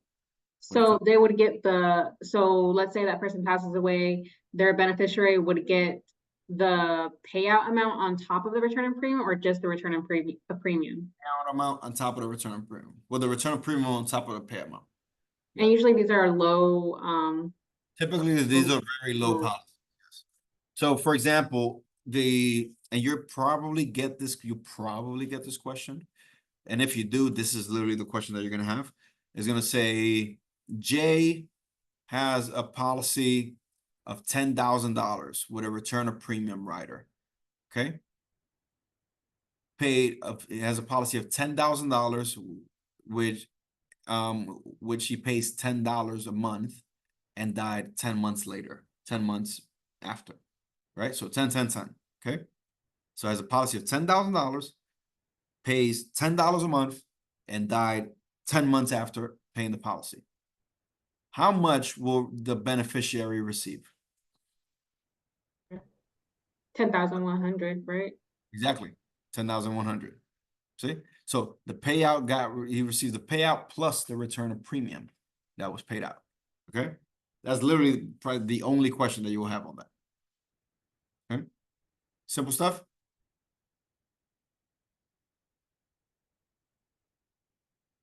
Then we have the accidental death and dismemberment. Now, just reading that title, right? That covers what? Accident deaths. Exactly. Accidents and accidental death, right? Or dismemberment. Now, here's the thing. Dismemberment, meaning when you lose a member of what? Member of your body, right? Doesn't have to be, because a lot of people go, oh, like that's serious, but it doesn't have to be the physical member, right? But the function of the member also counts, right? For example, somebody that's blind doesn't necessarily mean that they don't have eyes. It's just the function of the eyes are no longer there, right? Somebody that's handicapped doesn't necessarily mean they don't have legs. It's just the function of the legs are no longer there. Are there extents to this, like a mentally unstable person? Mentally unstable, no, because it has to be due to an accident. It has to be due to an accident. Okay. So they'll cover the full amount if they either pass away from an accident or lose 2 or more members. But it has to be, again, due to an accident. Okay? Has to be due to an accident. Okay? So normally when they say 2 or more members, normally they'll lean on blindness, right? They'll lean on blindness in most questions, but that's just an idea, right? Because you have 2 eyes, right? So 2 or more members, right? But they'll pay partially if you lose 1 member. So there's a question that says, Jay, I don't know why I keep on picking on Jay, but Jay has a policy, an accidental death and dismemberment policy of $50,000.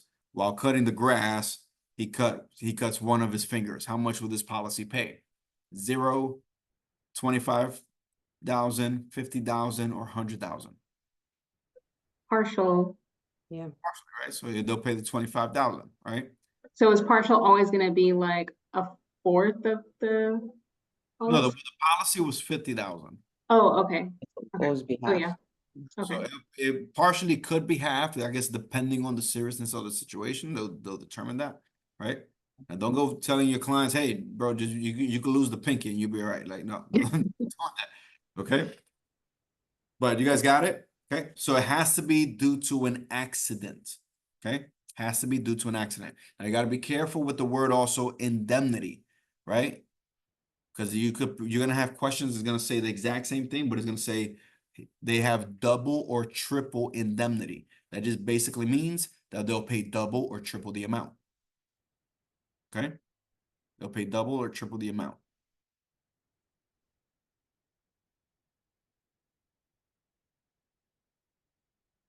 Okay. So those are the riders. Okay. Now let's go over some exclusions real quick. Exclusions are very simple, very self-explanatory. What's an exclusion? Something that is not included, right? Something that is not covered. Okay. Now, very, very important. It's not the person that's excluded, it's the action. Okay. It's not the person that's excluded, it's the action. Meaning what? Number one, war, right? I'm not about to sell you some life insurance and you're going to go to war next week. Makes no sense, right?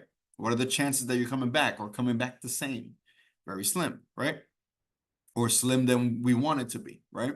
So war is an exclusion, but again, it's not the person, it's the action. So you could sell to a soldier. Yes, you could sell to soldiers, but whatever happens to that soldier cannot be due to an act of war. Okay? Whatever happens to the soldier cannot be due to an act of war.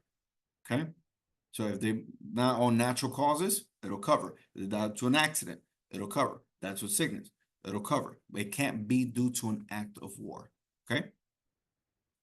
Then we have number two, aviation. Same thing for pilots. Okay? That's why pilots have their own, most of them, they have their own type of coverage, right? Because their line of work is very risky. Okay? Their line of work is very risky. So if same thing with pilots, should a pilot pass away due to a plane crash, God forbid, of course, right? It can't be that they're working. They have to be a passenger. Okay? Number three, crime. Crime is not covered, right? Not if you're the victim of a crime, but if you are the criminal. Okay? If you crashed the car that you just robbed, you're not covered. Okay? You get shot running from a house that you just robbed, you're not covered. Okay? Does that make sense? You're driving intoxicated. So they have, right? Not covered. Okay? So it's not if you're the victim of a crime, but if you are the criminal. Okay? There's a question in your test that says something along the lines of, whatever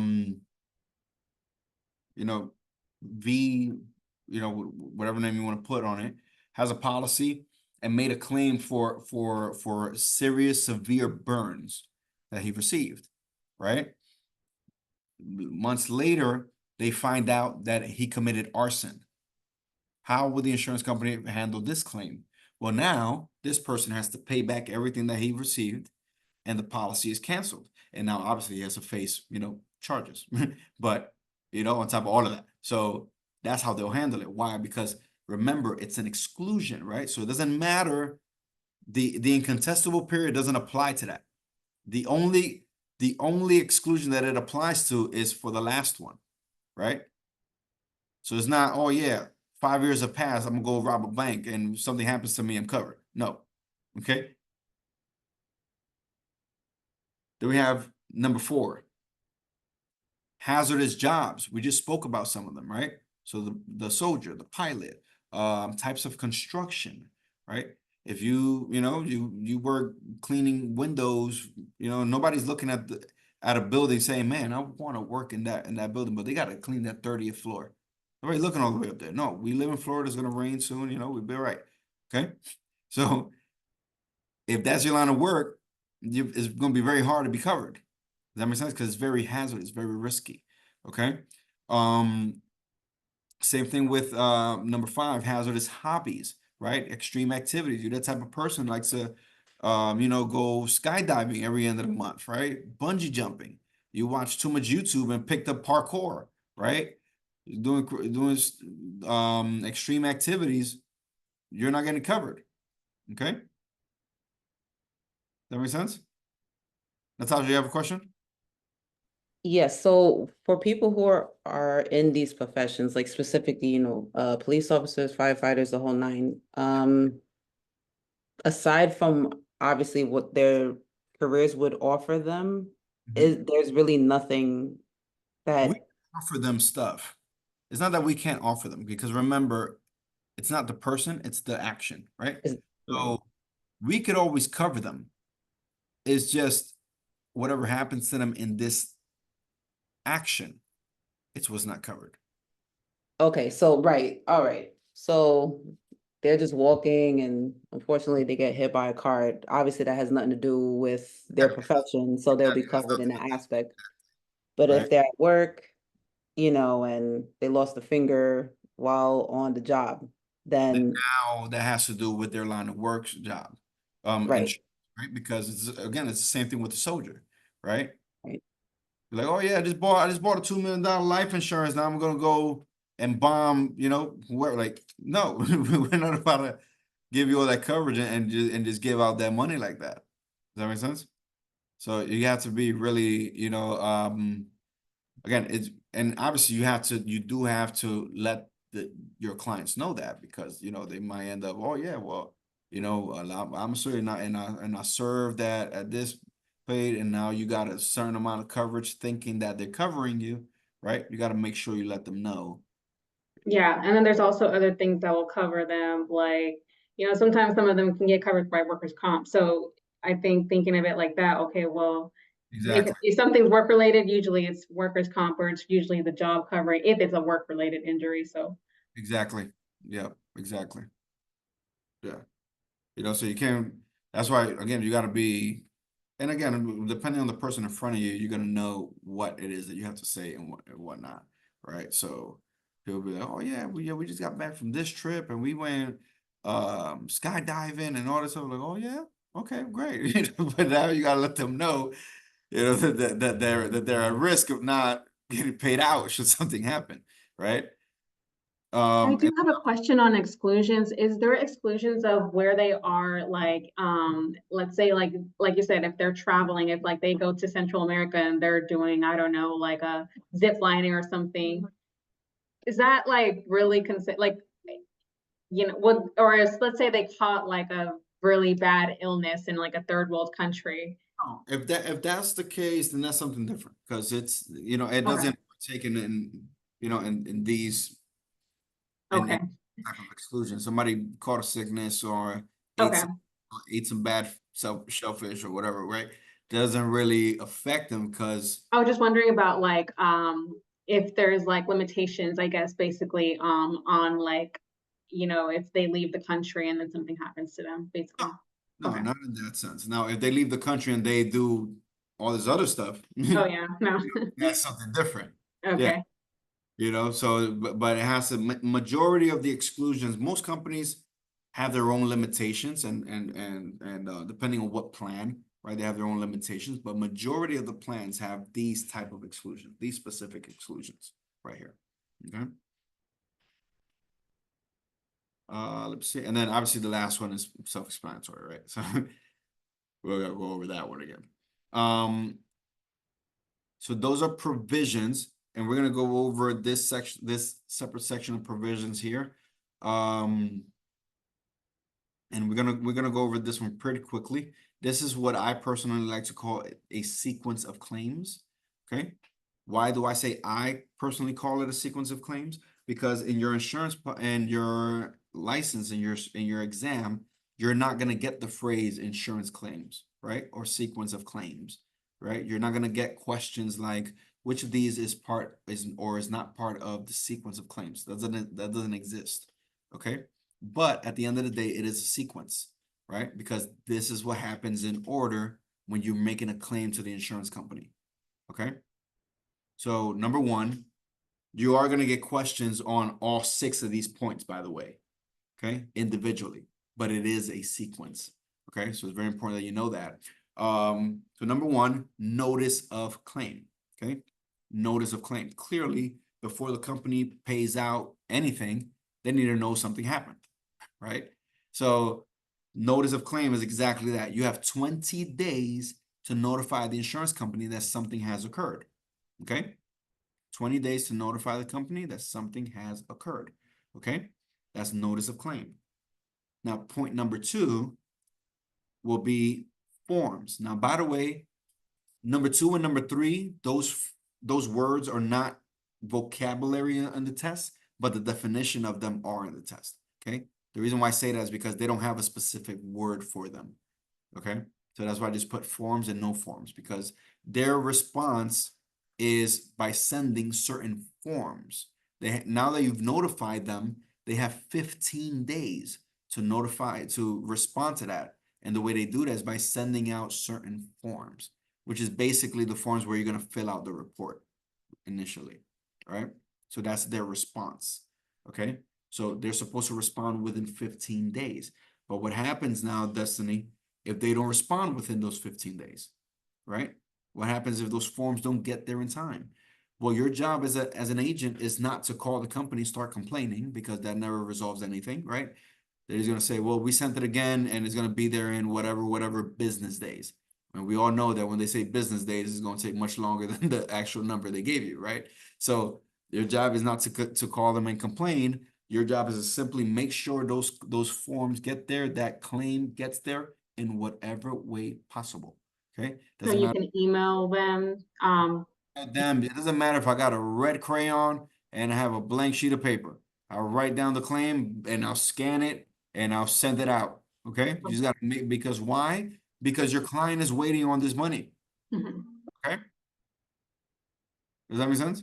Your client is waiting on this. So we can't just, oh yeah, well, they said 3 business days, which will easily turn into a week. And then something else happened. Well, they said 3 business days, and then now we're at a month. Does that make sense?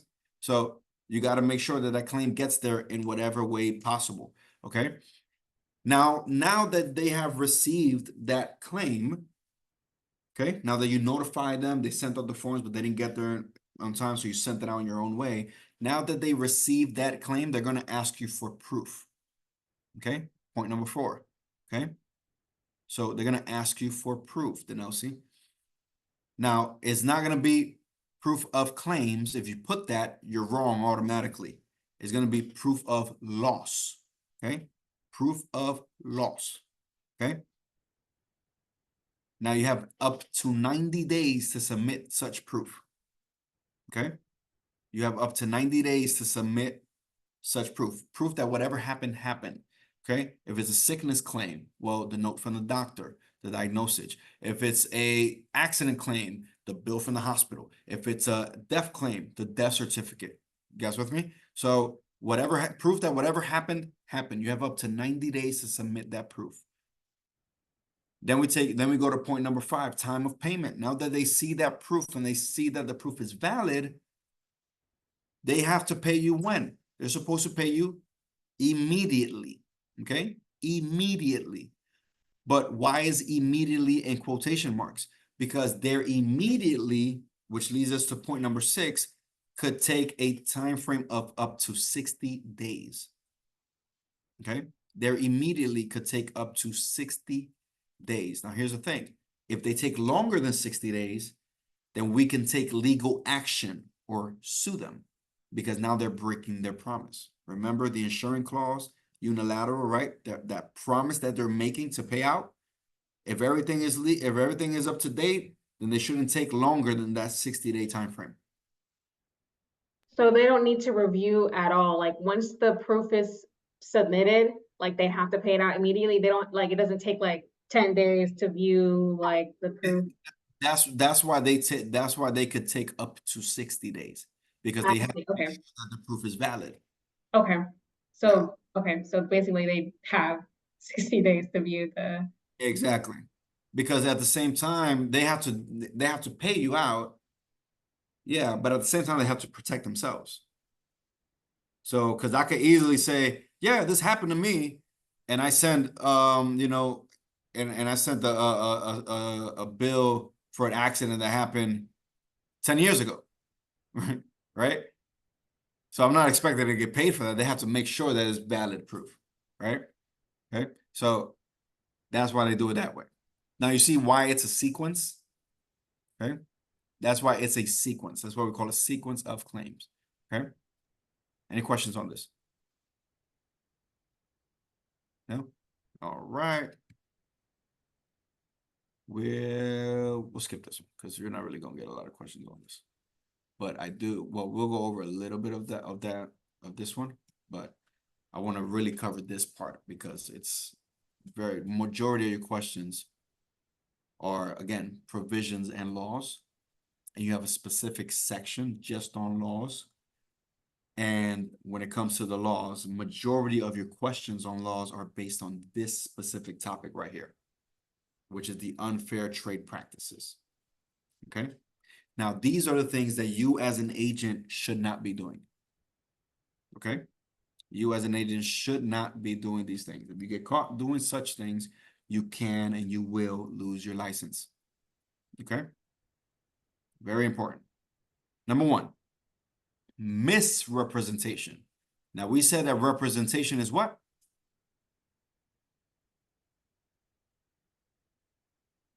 Lying. It's Representation. to your knowledge. Yes. What is true? Exactly. What is true to the best of your knowledge, right? So that means a misrepresentation would be what?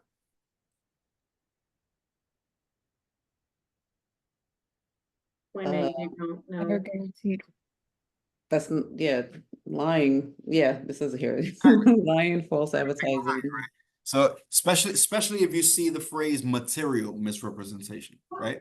If you see material, which they don't normally put it in the wording because misrepresentation itself is already is you lying, right? False advertisement. But when they say material, it means that you're doing it on purpose, right? So, but even if it might not say material, misrepresentation is you lying, right? Misrepresenting certain things, right? That's false advertisement. What's an example of a misrepresentation? Guaranteeing dividends, right? Remember this, dividends are never guaranteed. Meaning what? Meaning I cannot guarantee you on the gains, right? I can't say, hey, Denosi, if you put away such amount by this age, you're gonna have this amount, right? I cannot guarantee you that, okay? I can guarantee you if something happens and the market drops, you won't lose money depending on what product you have, right? But I cannot guarantee you on the gains. So me guaranteeing dividends is a form of misrepresentation, right? It's a form of lying, false advertisement, right? And by the way, all of these is simply for the same purpose. Don't buy with them, buy with me, right? That's the whole purpose of all of these, okay? So, oh my God, you have, I don't know why, but for some reason, I feel like I always pick on Aflac because that's always the example that I use. I don't know if it's way too many duck commercials that I've seen throughout my life, but every time I give these examples, I always use Aflac. I don't know why, but man, you have Aflac. Oh my God, we guarantee. No, they don't guarantee dividends. Well, neither do you. Does that make sense?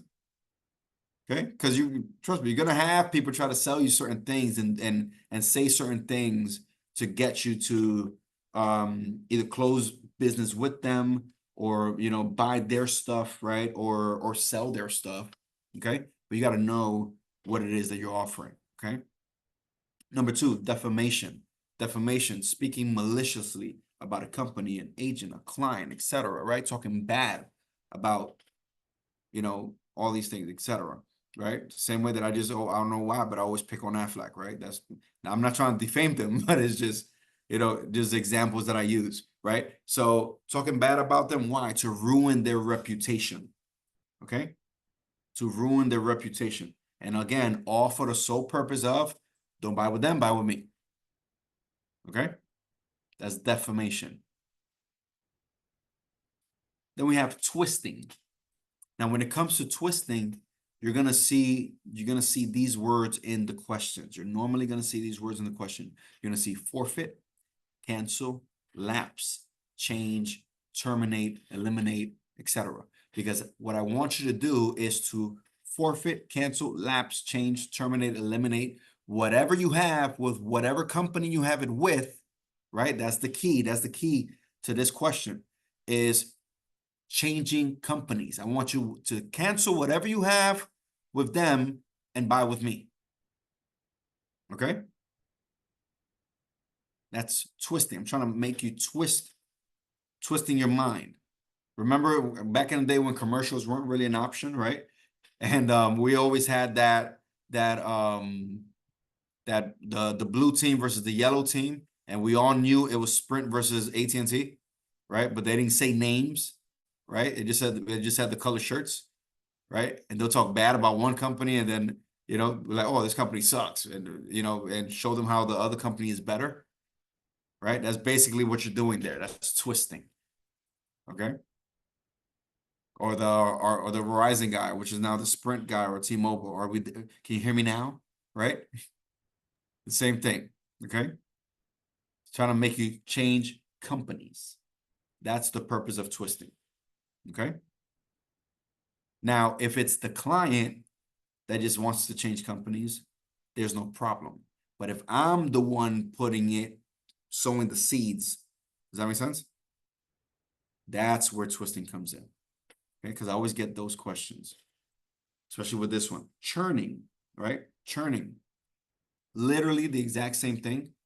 However, it's not changing companies, it's changing agents, right?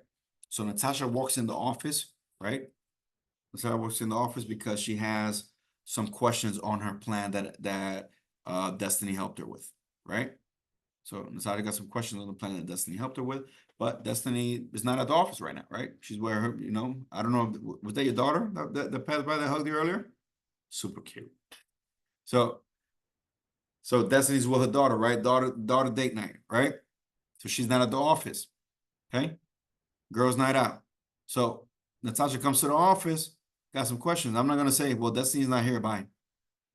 I'm not gonna do that. I don't know what I can help you with, right? I don't know what questions you have. I don't know how I can help you. So what do?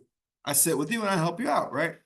Now there's no problem with that. And by the way, this is why it is crucial to have a relationship with your clients because of things like this. Because me sitting with Natasha doesn't change anything. There's no problem with that. However, if I'm sitting with her and I just start doing things like, I'm going over her policy, whatever plan she has, and I start going things like, now she's looking at me like, what? She's doing the same thing I'm doing, right? And I'm just start going over and I'm like, okay, wait a minute. What the heck did Destiny do here? Right? I'm speaking to myself, but I'm speaking out loud so she can hear me. Right? I'm doing this on purpose. I'm speaking out loud so she can hear me. Now she's thinking, wait a minute. What the heck did Destiny do here? I mean, if there's an issue, I'm assuming you have the solution. You fix this for me. I'm not going back to Destiny like she don't know what she's doing. Does that make sense? What am I doing? I'm creating that doubt, right? I'm creating that doubt. So basically saying, hey, because I'm helping you out, I'm taking my time, right? I want to make sure that I get paid for this. So, you're gonna be my client now. That's basically what I'm doing initially, right? Because I'm stealing your client. So for churning, put in capital letters, right? You ready? Put capital letters. Thieving at no, I'm joking. Don't put that. But that's essentially what's happening, right? That's essentially what's happening. I'm stealing your client. Does that make sense? Because we're working in the same company. You see the difference? Twisting is me making you change companies. Churning is just changing agents. Okay. Now, again, if you want to switch it, if it comes from the client, see, if it comes from the client, there's no problem. But if I'm throwing in those seeds and, and trying to make sure you do that by doing certain things, if I'm the one that's provoking that, right, then that's where the issue lies. Okay. Then we have number 5, coercion. Coercion. So coercion is you trying to manipulate somebody, trying to force them to do something that they do not have to do. Okay. In order to close a deal. Okay. So what is an example of that? Well, in your test, you're going to have a question that's going to say, did Nelsie went to the bank to go get a loan, where the bank teller told her, hey, Denelsie, in order to get this loan, you need to go sit with Emily and go get a life insurance and go get an insurance policy. Well, that sounds a little off. Okay, well, what is the bank guilty of? Well, they're guilty of coercion. because they're trying to coerce you. They say, hey, if you don't get this policy, you can't get this loan, right? You're trying to force you to do something, and it's done in different ways. Trying to intimidate somebody, trying to force them, trying to scare them. Hey, if you don't get this policy, Natasha, you could lose, this. Does that make sense? Trying to force you, trying to scare you into doing it. Okay? Does that make sense? If you get insurance with a, if you go get a car, you don't need to get insurance with that same dealership, right? You just need car insurance. Does that make sense? So different things that they do to try to, coerce you or force you or manipulate you into doing certain things, okay? Or getting certain things. Okay. Number 6, sliding. Okay. So a few kids in the Zoom, right? You ever been in a supermarket with a kid, right? What happens when it's time to pay? Mom, auntie, sis, boom. The candy, the soda, the chips, the toy, whatever. You don't know how in the world they got it because they were strapped to the cart the whole time, right? You ever got home and they end up grabbing something out the bag that you didn't even know you paid for, right? So that's sliding, right? What are you doing? You're adding things without consent of the client. In order to do what? In order to get more commission. Okay? That's why I told you, remember, Natasha, you had a question about the writers, right? And what Yes. you have to let them know what they have. Right. Always let them know what they have. Okay? Let them know, hey, this is the policy, this is what it's covering, and this is why, with this writer and stuff like that, you have no idea how many times I've had people come into this office and they say, hey, well, I have this coverage. And when I check, they don't have coverage, but they've been paying for something that they don't even know that they have. Does that make sense? Because people will say, we'll go ahead and sell things and package deals, but not let them know what they have. That's like me saying, hey, Denelsi, congratulations on being our 50th customer today. Because you're a 50th customer today, this iPhone that you're getting actually comes with this new case and a pair of AirPods. And you're thinking, man, I came at the right time. Yo, I gotta call my girl Natasha to come get a phone. They're giving out discounts, but you're not knowing that I'm actually giving you it all, supposedly, right? But I'm actually charging you for everything, but I'm just putting it all together. You're thinking you're buying one thing, but you're buying 3 with just one. Does that make sense? So that's sliding. I'm adding things without consent of the client to get more commission. Okay. Then we have number 7, rebate. Okay, rebate. You're trying to bribe somebody, offering things that are not part of the contract in order to close the deal. That is completely illegal. Okay, you cannot bribe your clients. It's like me saying, "Well, man, Destiny, bro, I gotta close this deal because I know Destiny got some money. So, I mean, if I get these I don't know who your favorite artist is." But I say if I get some Beyonce ticket, man, Beyonce's in town. I'm about to put her right there in the front. She about to sing Halo with her, right? So there's no way she gonna not close this deal, right? Okay, can't do that. Whatever you're offering your client, there's only 2 legal ways that you're able to do it. Only 2. Okay, and again, this is one of the questions that you had, Destiny, about the laws in the different states, right? Because initially, you're only able to do this. Initially, they say that you're only able to do this in both Florida and California. Okay? Yeah. This is what initially they say. But if you look at rebate in different states, they might not say it because the rule might be slightly different, but it's really initially the exact same thing. So in those 2 states, the law is that you're able to do this legally, which really, and again, might change the frame of it because normally you're able to do it. It's just, you just got to follow these rules, right? So whatever you're offering cannot, whatever you're offering, first of all, cannot be surpassed $25 worth of value. Okay? Is that on the exam? Or like it is for like for those two specific states? Well, it won't say for those specific states. Oh, okay. But That's it's what- just like a general, okay, for Yeah. just, That's what I say, in general, you're able to do it, but if you read into it, initially they say it's Florida and California, but really you're able to do it in the other states as well, right? So whatever you're offering cannot surpass the amount of $25 worth of value, okay? But, and also whatever you're offering has to be offered to everyone. Got it? That's the only way to do it. Now, last I knew, they know Beyonce tickets going for $25. I don't even care if you're streaming it on Netflix. They're not going for $25. Maybe like a t-shirt or something. Right? Exactly. And it depends on where you're buying the t-shirt. You know? So you gotta Amazon that that t-shirt to get it for 25 when it comes to Beyonce, right? So whatever you're offering cannot pass $25, but I have to offer it to everyone, right? So what does that do? It eliminates favoritism, right? So it can't be, oh yeah, Destiny got some money, I'm gonna go ahead and offer this. No, so offer it to everybody, right? So think about it this way. When you leave a supermarket, right? Especially like in those like I don't know why, but especially in those like Spanish areas, right?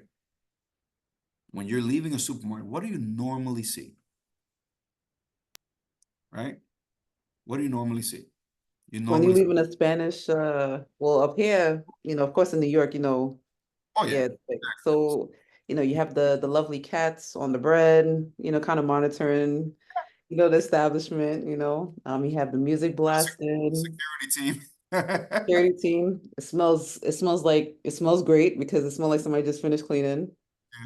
Um, I mean, it's the truth. If, you come up here in New York, mostly every store, it's clean. Like you come inside, you smell the Fabuloso or something. It just gives you the energy of like, okay, I need to go home and clean my place or what have you. It just gives like a bright Yeah. energy, So So when you're leaving, right? When you're leaving these spots, especially think about it. Next time, I promise you, you're gonna see it. Now that you're gonna start thinking about it. Next time you leave, specifically like supermarkets and stuff like that, you normally see people trying to sell you things. Right? Now, what do they always do? Hey, love, if you sign up today, you get a free gift card of whatever. Right? Win a free Starbucks gift card or a free Best Buy or Amazon gift card. But guess what? That gift card don't ever pass $25 now, does it? Right? Never passes $25, right? Why? Because it's a form of marketing. You guys got it? For every referral, we'll give a gift card, a free gift card of whatever, right? They don't ever pass $25, right? Because it's a form of marketing. Does that make sense? That's the only way that you're able to do it. Okay? You guys got that? Watch, trust me. Next time you guys go out, you're gonna start seeing things like that. You'll be like, oh, okay, yeah. Oh, it does make sense. This is exactly what he was talking about. yeah, you're making me want to go. I'm gonna be going to New York this weekend, so I may just stop by at a few stores just to see if they do that too. There you go. Tell you stuff like that. They're gonna start selling you pots, selling you or trying to make you sign up for, or especially like go to places like Walmart and stuff like that, and different. Just in general, you normally have people, especially people that have like those tables set in front of those supermarkets. That's what they're doing, right? That's a form of marketing. Okay. Then we have discrimination. Should be self-explanatory, right? Okay. So discrimination, we should not, it says cannot, but we should not discriminate, right? Against clients or agents, etc., based on things like gender, religion, ethnicity, race, etc., right? If they're blonde, if they're, If they're Spanish, Dominicano, de lo mío, ven, right? No, eliminates that favoritism, right? You know, if they're blonde, if they're, if you're scared of midgets, I don't know, right? That's a personal issue, right? So, does that make sense? Now, the only way to be able to, that it's wrongly phrased because it says that you're able to discriminate, but it's not really discrimination. So, for example, when me and Denelsi walk in the office, right? Me and Denelsi walk into the office and we are the exact same person. What does that mean? Meaning everything about us to qualify is the same, right? We're the same age, we're both healthy, right? We make the same amount, whatever. Everything about us is the same, but obviously male and female, right? Okay? Male and female. Now, Destiny just got in a fight with her husband, and now if I see another man, I swear I'm gonna, like, just that's a personal issue. Does that make sense? So there should be no reason if we're the same person, the same thing vice versa, right? So there should be no issue or no reason as to why if we are the same person that our quotes will be the same, will be different, right? Does that make sense? Unless obviously if we're applying for the same thing, shouldn't be any difference, right? Does that make sense? Now, if I smoke and she doesn't, everything changes because now the health is different. Does that make sense? So that's the only way that you're able to supposedly discriminate because now our health is different. Got it? Okay. And number 9, controlled business. Controlled business. Now you as agents are able to sell to pretty much everybody, right? Everybody that qualifies, that is, right? But you as a new agent are going to start the exact same way that everybody starts. Doing what? Selling to yourself, your families, right? Your loved ones, your neighbors, your best friends, right? But here's the thing. Your book of business cannot be more than 50% just your inner circle, right? Because now you're not really doing the job of an agent. You're just making sure you get paid. Put it to you this way. You just opened up a pizza shop, right? Well, the first people are going to try your pizza, your family. But you can't not just feed your family pizza every single day of their lives because 2 things are going to happen. They're either going to get tired of pizza or you're going to end up having not to charge them, right? So either way, your book of business is going to pummel. Does that make sense? So if I just got started, who's the first person I'm calling? Calling my mom, right? Hey, Mom, I just got started with this company. I'm excited. I got to go ahead and do this and this and this. I'm trying to get to my next promotion. What? Give me 3. 3 of what? Doesn't really matter, right? I mean, it matters, obviously, but to her, it doesn't really matter, right? Because that's my mom. She's going to do whatever she has to do in order to help me, right? If me and Destiny are best friends, my quote to her is not going to be, our presentation, my sit down or appointment is not going to be, yes, in this cover, I mean, it should be, but it's not, initially, it's not going to be, yes, and this covers this, and this and this and that, and the kid, your Destiny, you buying or not? My back still hurts from helping you move that day, right? You owe me, right? That's the conversation we're going to have, right? Destiny, you buying or not? Marino's that I can't right now. You know what? It's okay. No, I get it. Don't talk to me, right? Fine. Okay. Right? That's the conversation we're going to have, right? If that's my best friend. You guys got it? Okay. Mhm. Now try to have somebody, a complete stranger, go up to you and you tell them, hey, you buying or not? They'll be like, nah, right? They ain't gonna buy nothing from you. Does that make sense?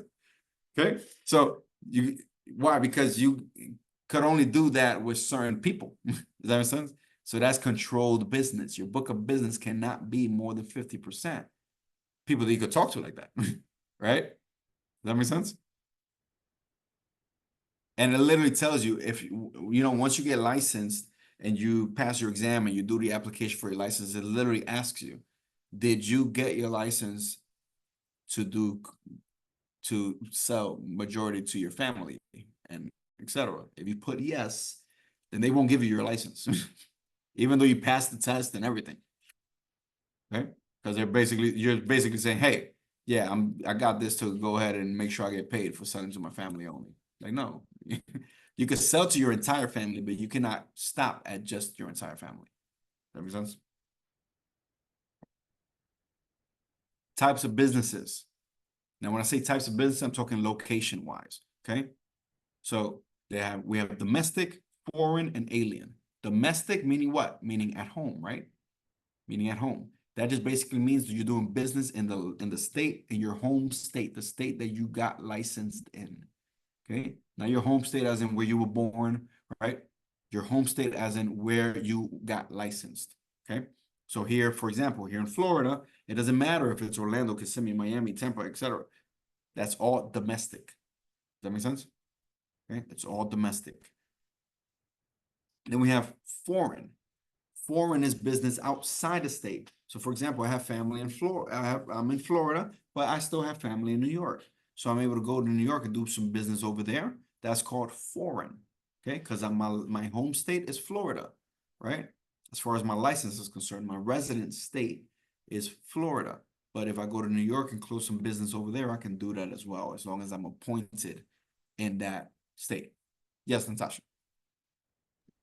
Would we need like an additional license to practice within other states?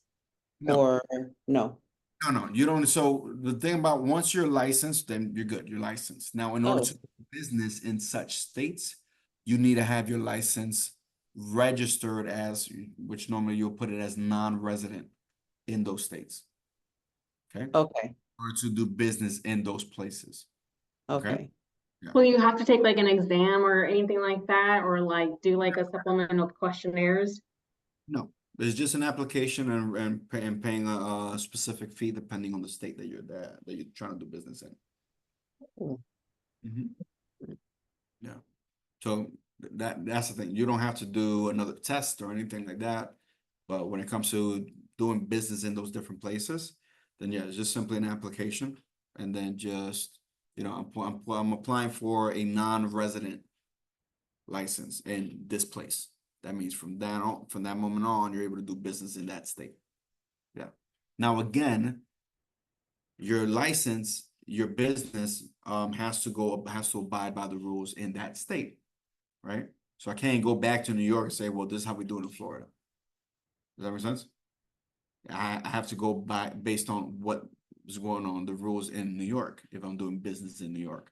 Meaning there's some states that are going to pay you less. There's some states that are going to pay you more, right? But if you're doing business there, you can't be like, oh man, I'm getting paid less. Yeah, I get paid more in Florida. That doesn't make a difference. Okay. And then we have alien. Alien is obviously outside the state. Okay, outside the country, sorry. So alien is business outside the country. Okay. So not international. Okay. Alien. Okay. So you can't like, what about in those instances, like if someone, like, I mean, I'm in San Diego, California. There's a lot of immigrants that come from Mexico over here in Central America. So like you can't, like basically like being in California, you can't sell to someone who's in this state illegally. Illegally? No.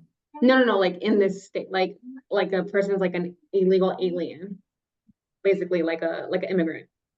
No, if they're an immigrant, then you could sell to them, as long as depending on the company that you're providing, Uh-huh. be able to sell to them, as long as obviously they're, you have papers though, like, it's not like you can't, somebody just crossed over the border. You can't just, sit with them and set an appointment and start selling them some insurance right there and then. They have to have No. some type of papers that they're able to be here in the States, in the country. So they basically have to have a US citizenship. But that's what I'm saying. Citizenship. No, not necessarily a citizenship. So for example, we have clients, I have agents here that work in this specific office that have policies that have work authorization, right? They don't have a citizenship. They don't even have a permanent residency, right? But they have legal status is what I mean. legal immigration status. I see. Does that make sense? So when it comes to that, then you're able to, of course, you're able to sell them. It's just depending on what company approves those type of clients. I see. I know you guys had mentioned that this is global financial impact. So when you're saying like alien, like this is out of the country, I'm getting a little confused on like that. Business outside the US as well. So Oh, now again, it just depends on, because not every company does that. Not every okay. company. So again, it always depends on what are you offering, Okay. with who are you offering it with. Uh-huh. When it comes to, so like for example, alien is just me doing business outside of the country. And do you need to be appointed to be able to do business outside of the country as well? Of course. So, but Okay. is that when it comes to like, so for example, it's not, so when it comes to something like alien, it's not somebody, or somebody is here from Mexico. And No, I got that. I got that part. because I'm closing it here. So it's still domestic. Because Mm-hmm. I'm closing it in the state that I'm, but Okay. when it comes to alien or foreign is me personally being outside of the state or the country and doing business over there.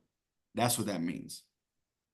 Okay. So there's no one in the global financial impact that can basically like get clients in like another country, like, Of course we can. We have companies that we're able to do that. We're able to offer things like in the Dominican Republic. I don't remember what other countries. We actually just launched, we just went global. I think we have Mexico as well. We're able to literally do business over there Mhm. oh, okay. and offer people from there, right? Okay. So there's also a process to be able to do that as well. Like, is there, like, that's what I'm saying, you have to get appointed as well? Correct. So you have to get appointed now, depending on the companies, they have certain appointment processes. Now, you might not have to be appointed in appointed in the country per se. So for example, global financial impact, we're looking to work globally in general. So it's not Mhm. to do an appointment for every single place and stuff like that. It's just depending on what you're offering, what type of company you're offering them that you're able to offer if they have things for these places. Okay. Yes. All right. Thank you. You're welcome. Okay. So again, your license always has to abide by the rules in that place that you're offering. Okay. Now, certain rules that you have to follow once you are licensed. So obviously, apart from everything I just explained, so once you're licensed, again, you're licensed, you don't need to take another state exam. That's great, but every 2 years, okay, every 2 years, you must complete 24 hours of continuing education. Okay, you have to complete 24 hours of continuing education. Now, 5 of those hours are based on ethics and laws. Okay, 5 of those hours are based on ethics and laws. Okay, those are literally 2 questions in your test right there. Okay, so every 2 years you must complete 24 hours of continuing education.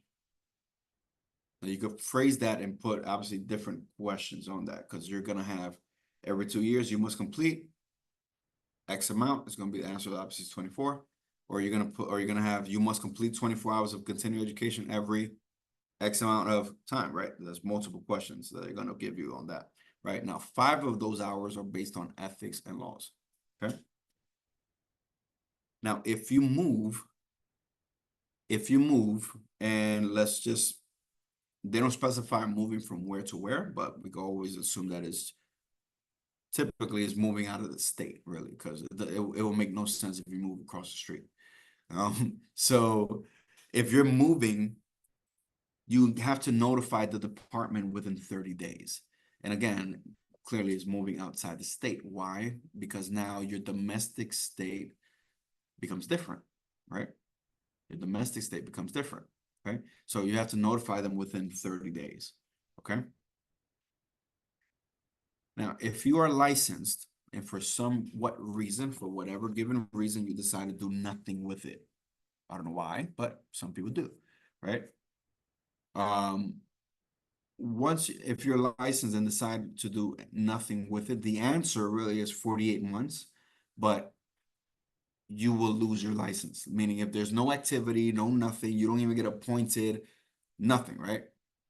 You will lose your license. Why? Because it's the system cleaning itself, right? You ever had a contact in your phone that you don't reach no more? You probably were like, oh, they probably changed their number or anything like that, or just simply pictures or videos that you delete. It's the same exact thing. You're just making space, right? Okay.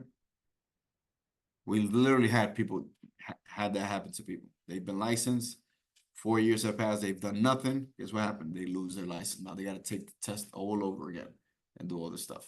Okay, so keep your license. Now, to sell variable products, and we're going to talk about what's variable products. Okay, in order to sell variable products, you have to have two types of licenses. You need to have the insurance license, which is what you're studying for now, and have the securities license. Okay, have the securities license. Securities license is what? License to work with the stock market. That's all that means. Okay. Any questions? No? Simple stuff? I hope so. Hope so. Be with me. I know it's a lot of information, sorry, but it was just I don't know when specifically your tests are, so that's why I just wanted to cover the most that I can on. Mine is on Friday. Yours is on Friday? Mm-hmm. At what time? 3 o'clock. At 3 o'clock. Okay. So, and the Nelson, your test is when? I haven't booked it. I'm in Maryland and I need the certificate number when I'm done with the course so that I can be able to schedule the test. Oh, okay. Yeah, Well, it's asking me for a certificate number.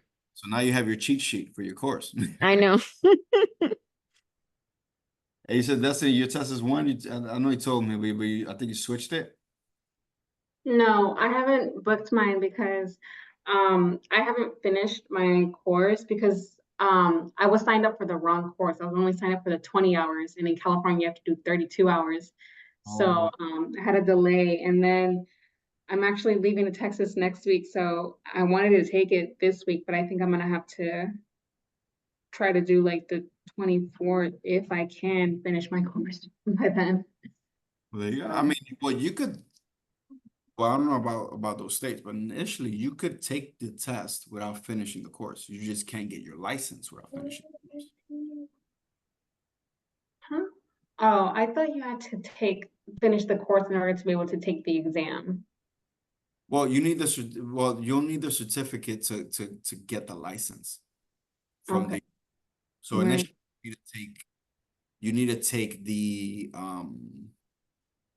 course to get the actual license. So once you pass, Okay. so you could take the test, pass the test without finishing your course. It's just that you won't get your license until you finish the course. I see. Okay. All states? I believe it should be in all states. I believe so. Interesting. Okay, that's good to know. All right. The only thing is that you still, regardless, you have to finish the course. Yeah. Yeah. But you could, don't let that delay the process of obviously you want to study it because you don't want to go. I thought you had to finish the course, and I was like, oh my gosh, I was like, I gotta finish this 32-hour course. Oh, what course are you got? What course are you guys taking? I'm just taking the life with code and ethics because that's what's mandatory in the state of California to do 32 hours. Okay. Are you doing it through Excel testing? No, I'm doing it through exam effects. Oh, So, okay. Exam effects is it's a little different. oh, Exam effects is a little different. Then also you're doing which one? Same. Exam effects? Mm-hmm. Really? Well, that's weird. Normally people do Excel testing. I feel like Excel testing is so much simpler. And I think quicker. they had changed it because when we were signing up, Nadia was really confused. She was like, what's going on? She was like, I'm not really used to this this one or something like that. I feel like, I mean, Exam Effects is really good. Don't get me wrong. It is really good. But it's just, I feel lately we've been using Excel testing for such a long time. Mm. And I don't know if I just got used to it because I've done courses in all of those, but it's just Exam Effects is more, detailed. I guess you could say. It's Too more detailed. detailed. Yeah. I cannot read all of that. So that's why I'm saying, because it's very detailed. It goes really like in the reading, or have graphs and stuff like that. Like I remember those. Like, we used those when I got licensed. But and at the same time, it has I think every chapter every chapter does have an exam, but every chapter has an exam of 15 questions, right? Yes. Yeah, it has the flashcards and then the Yeah, it has practice the test. flashcards, Excel. Yeah. So Excel testing is different, which is why I'm asking, because Excel testing has, if it's life only that you're doing, it has about 11 chapters, right? It has about 11 chapters. Mm. Every chapter is the same. It has 4 different parts. It has a reading. It has an intro video, has reading, it has a summary video, and then it has the exam, right? Every exam needs to be passed with a 70, etc., right? It's the exact same thing. But some exams are shorter, right? Some exams have 5 questions, some exams have 10, some have 15, some have, so that's why I feel like it was quicker that way. But either or, whether you're doing Exam Effects or you're doing Excel testing. Now, again, I don't know how you guys are studying. I don't know which is your best way to learn. My recommendation is going to sound very weird because, I'm your teacher or whatnot, right? But it's going to sound weird, but my recommendation is don't do the reading. I'm not doing the reading. I'm just going through the videos. No, really, like, I play them in my car because I it's gonna just sound can't. weird, right? The reading was, it drove me crazy, the first chapter.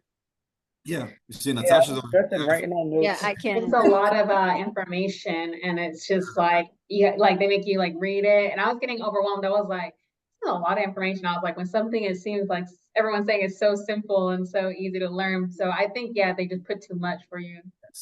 That's what I'm saying. It is very detailed, and it's not that it's a problem to do the reading.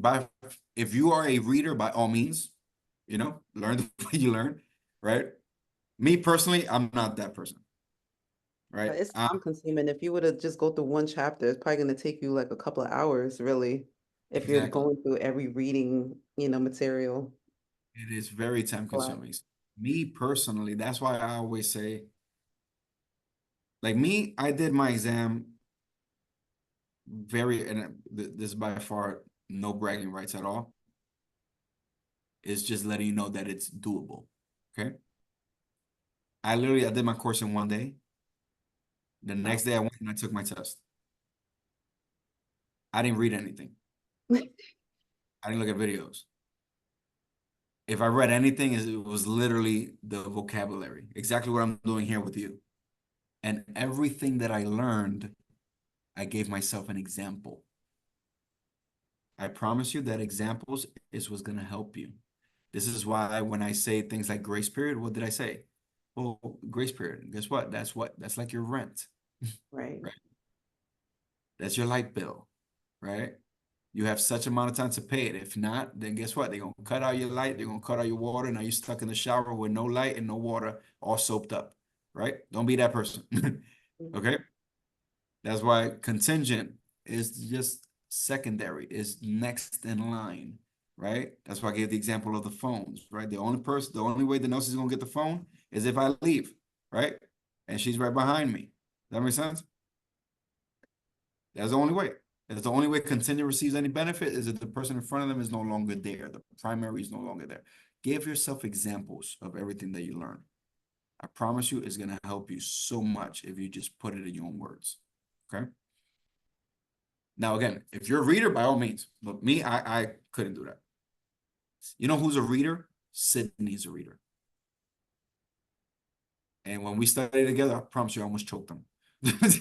Because I'm like, when I read something, I'm okay, what are they, again, this is why the way I give these classes is literally the way that I learned it, right? So that's why I tell you, when you're reading it, read the questions and literally you're asking yourself, okay, what are they asking me?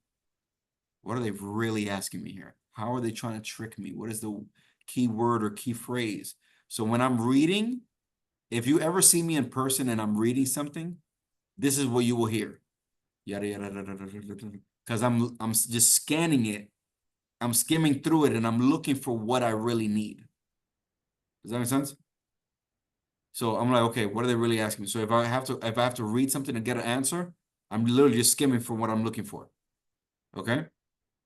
Because that's if I read the whole chapter and as soon as I get a question, the very first thing that's gonna happen is what? I'm gonna ask myself, okay, where did I read this? Mm-hmm. Now you're already losing time because you're confusing yourself. That's what happens, right? So Sydney has to read. So when we studied, I'm like, dude, this is the answer. And he keeps reading. This is the answer. And he keeps reading. This is the answer. You know? So, but again, you learn how you learn. That's just my recommendation. Okay. So now that you have these notes that I hope you've been taking this whole time that I've been talking, right? So now that you have these notes, you don't really need much reading because you have it all right there. Okay. Now, with that being said, let's go over this last part. So you guys can go to bed. I see you guys, some of you guys, the eyes are getting groggy now. So We hanging strong. We're hanging strong. let's go. Right. So types of policies. Very simple. There's only two types of policies, right? There's only two types. There's temporary and there's permanent. That's it. Now, within those two, there's different, categories, right? So when it comes to temporary term life insurance, okay? Term life insurance, that is temporary coverage, right? Term, meaning there's a specific time. So term life insurance is what's considered the best type of coverage for a certain period of time. Okay? The best type of coverage for a certain period of time. What does that tell you? That means it expires. Okay? It tells you it expires. Okay? Now, with that being said, it's normally the most economical one, right? Because again, it's temporary. It's it expires, right? Now, the thing about term insurance is that it does not accumulate money. There's no cash accumulation in temporary coverage. Okay? This is why children cannot have temporary coverage. Because initially, when you're getting a policy for a child, normally it's going to be very economical, number one, and the initial process of it or the initial purpose of that is so that they could accumulate money. You're not thinking a child is going to pass away. Does that make sense? So, number one, three types of terms. Number one, level. Okay? Level. Level term means what? Level just simply means fixed. It remains the same. So why did I say fixed? Because you're going to see that that's just again, interchangeable words that they use. So you're going to see fixed or you're going to see leveled. It means the exact same thing. The same way that you're going to see face death benefit or face amount. It means the exact same thing. Okay? So the death benefit or face amount is simply the amount of coverage that you have. So if I have a policy of $100,000, that means my death benefit is $100,000. That means my face amount is $100,000. Okay? It's just interchangeable words that they use. That's why the test becomes difficult because they throw so many different words at you. Okay? You just got to know what means what. Okay? So level term. Death benefit and face amount remains the same. That means you're paying the exact same premium for the duration of your policy for the exact same amount of coverage. Okay, that's all that it means. Okay, then we have a decreasing term. Decreasing term is obviously the amount of coverage is decreasing over time. Why? Because a lot of people use this to pay out things like mortgages. Okay. I have a question. Can a client use this for like a reverse mortgage or no? For a reverse mortgage? Mm-hmm.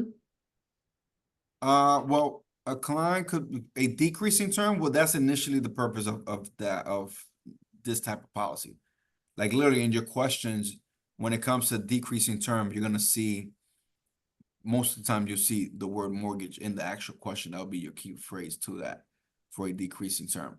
So the reason as to why you're getting a decreasing term is that way, obviously, to pay out your mortgage throughout that time frame. Because if you have life insurance, specifically, if you have not life insurance, oh my God, if you have expenses, right? If you have certain oh my God, I forgot the word. The word is literally right there. But if you have, let's say, expenses, property, if you have oh my God, I'm trying to remember this word. But anyway, you want to make sure that you're set. The last thing you want to do is have a house paid out or not paid out and not have life insurance with that, because okay, should something happen to you, what happens to your house? Does that make sense? That's like people saying, well, I have 2 houses and I'm gonna leave to my family. Okay, well, great. But if I pass away with those houses in my name, guess what happens? My family's gonna have to sell one house in order to pay the taxes on the other. Does that make sense? So that's what decreasing term is protecting, is protecting your assets, right? It's protecting those assets. So a decreasing term is specifically used for that purpose, to pay out that mortgage. That's why it's decreasing over time. Okay? Then you have an increasing term.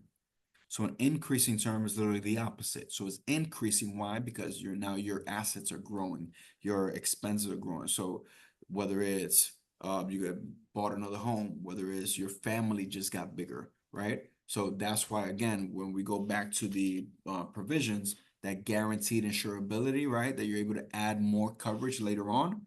That's the purpose of that. Okay. In order to be able to increase your benefit. Okay. You guys got that?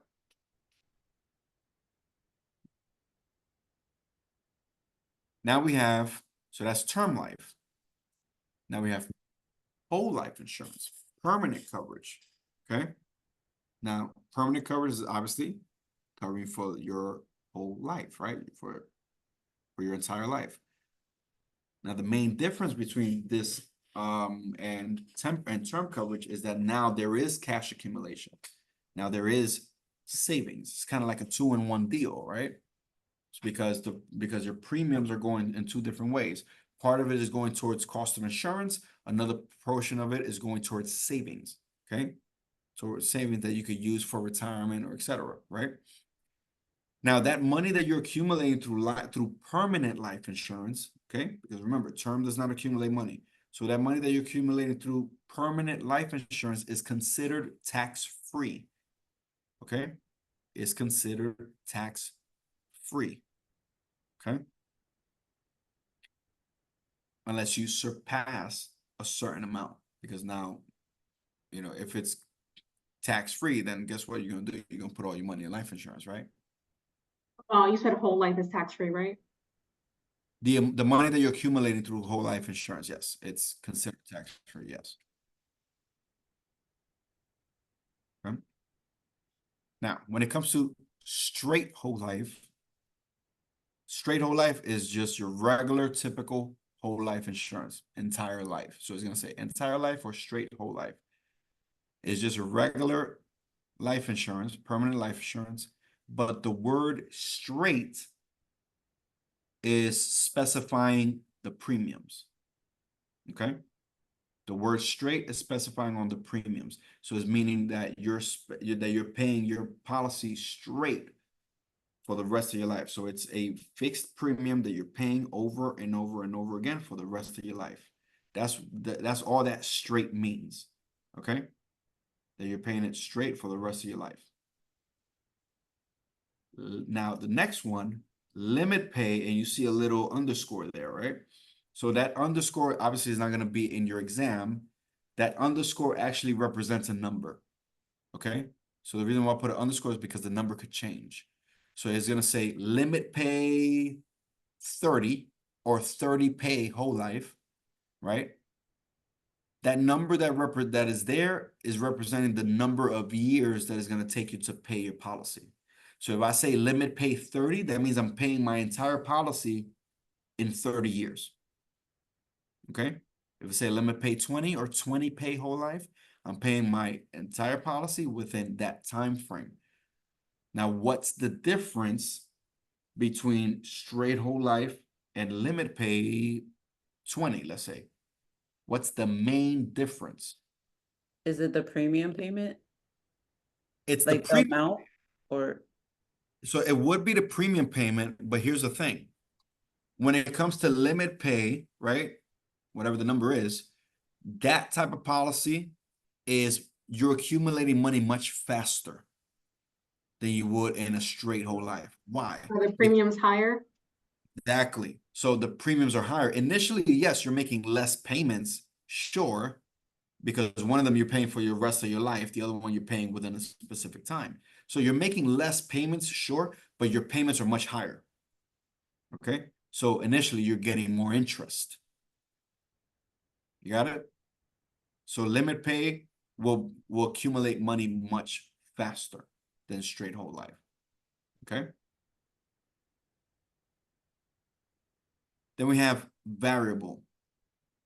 Variable is, so if you guys seen our presentation, our BPM, right, or corporate overview, you guys know that money grows 3 different ways, right? It grows fixed, it grows variable, it grows indexed, right? 3 ways that money grows. Doesn't matter where you put your money, there's only 3 ways that it grows. Okay? Fixed meaning what? Fixed meaning that it stays the same. It's not really growing, right? The only way that it grows is when you're putting money in there. What's the issue with that? Inflation, right? So cost of living keeps going up, but your money remains the same. The value of your money remains the same. It's safe, sure, but still remains the same. So you're not outpacing inflation. So what's really going on? You're safely going broke. Is what you're doing, right? Because your money is losing value. Okay, got it? Now there's variable. Variable is what goes up must come down, right? The same way that you're able to go up, that's your stock market, right? That's crypto, that's all these things, right? Those are what you call investments, okay? Investments. When it comes to variable, I promise you, 95% of the time, if you see the word investments in your questions, your answer is variable, okay? That is the easiest way to explain it to you, right? Investments deal with variable because that's the only way that they grow. The same way that you are able to, you have the potential of growth is the same potential of loss. Okay? And now index is different. Index, you have the potential of growth as a variable, but you have a specific floor, meaning if the stock market crashes, you remain the same. So remember when I told you, Denelsi, that I'm not able to guarantee you on the dividends, but I am able to guarantee you that if the stock market crashes, you don't lose. That is due to index. Okay? You guys got that? Okay. So variable deals literally just stocks and investments. Okay? Then we have universal, which is in the same frame of work, speaks on flexible premiums. So you're going to hear this a lot, IUL, right? That's a type of product. That's an index universal life insurance. So index is talking about, again, the way that it's growing, right? Like a staircase. You go up, stock market crashes, you stay the same. You go up, stock market crashes, you stay the same. Growing like a staircase, right? The only way to go is up. Then we have universal flexible premiums, meaning that you're able to put in what they always will recommend is what's called a target, right? A target premium. That's what they recommend you to put in. But from that, you're able to put in a minimum or a maximum, right? That's annually, right? So remember that I told you that that the money is that you're growing is tax-free, right? Because I'm going based on for the next one, which is a MEC. But as long as you're putting in between your minimum and your maximum, it's considered tax-free. Now, should you surpass your maximum, now that money that you surpassed it by now is taxable. So now on the next one, well, not the next one, the VUL, the one I'm actually mentioning right now, a MEC is not on the screen, but it's considered a MEC, MEC. So modified endowment contract. Okay, modified endowment contract. So now that should you surpass your maximum, now it becomes taxable because now it has to be modified. Does that make sense? Okay. Now your contract has been modified because now you surpass that maximum amount that you're able to put in tax-free. Does that make sense? So the amount of money that you passed it by, you have to pay taxes on that. Okay. Then we have a VUL. VUL literally just means variable universal. So you're gonna have a question that's gonna say, the Nelsie is taking part of an investment where she's able to put in flexible premiums. What type of investment is the Nelsie taking part of? That's literally your question. So she's taking part of an investment variable where she's able to put in flexible premiums. It Universal. should be in a VUL. Exactly. Okay. VUL, variable universal life. Okay. Now, important. When it comes to variable, what's being variable? What varies? It's the amount that you're accumulating. Okay. Has nothing to do with your life insurance. It's the amount of money that's being accumulated. Okay. Does that make sense? So if I have a variable life insurance policy of $100,000, the stock market goes up, I still have life insurance of $100,000. Stock market goes down, I still have a life insurance policy of $100,000. Does that make sense? So it's not the coverage that varies, is whatever you're accumulating. Does that make sense?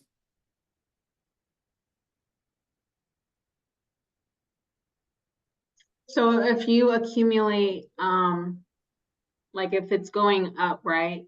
And it goes up to 150, but then it goes back down to 100, you're gonna stay at that 150. Regardless if it dropped, right? No, so if I buy, let's say for example, I get a life insurance of $100,000, right? But it's the accumulation process so it's a variable policy, meaning whatever I'm accumulating, whatever interest I'm earning based on my premium, because remember, part of the premium goes Oh, yeah, insurance, another part goes towards the savings, right? yeah, So whatever I'm accumulating, whatever I'm saving, whatever's earning interest is what's variable. It's going based on however the stock market goes, but it doesn't okay, the amount of coverage that I have. okay, that makes sense. Right? Okay. So that's the variable part of it, right? Now, if the person passes away, the beneficiary is going to receive the amount of coverage plus whatever they accumulated.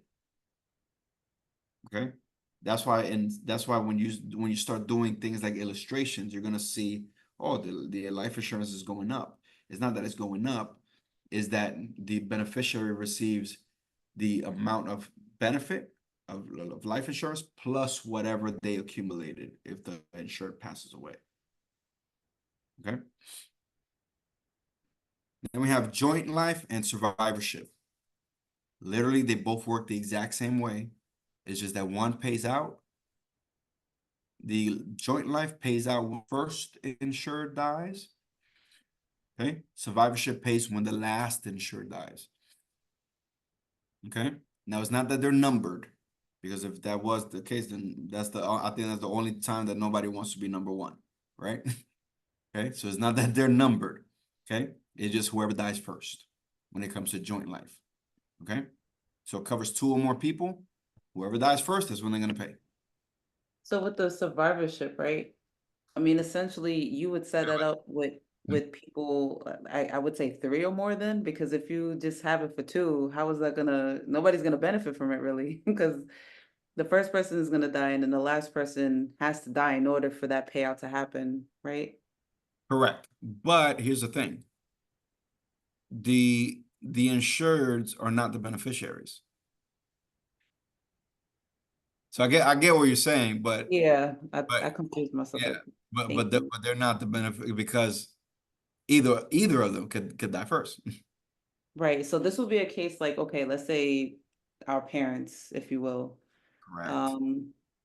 You know, mom passes first, dad passes, then whoever are the beneficiaries, obviously it will be children or whoever they set up to be the beneficiary, they would get that payout after the last parent dies. Exactly. Okay. Correct. So the purpose of this, now people will initially say, well, okay, well, why would somebody buy this type of coverage? Well, really, it's just in the case, again, when you're sitting with somebody, you're gonna see what their situation is. So when it comes to that, initially, the only time you normally have this type of policy is if they can't afford individual coverage for everyone. Does that make sense? It's the same way that you'll put a child term rather than getting a child his own policy, right? Is initially because, well, you can't really afford too many policies, right? So that's the purpose of why you would.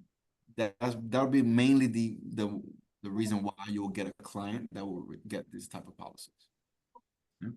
I have a question on that.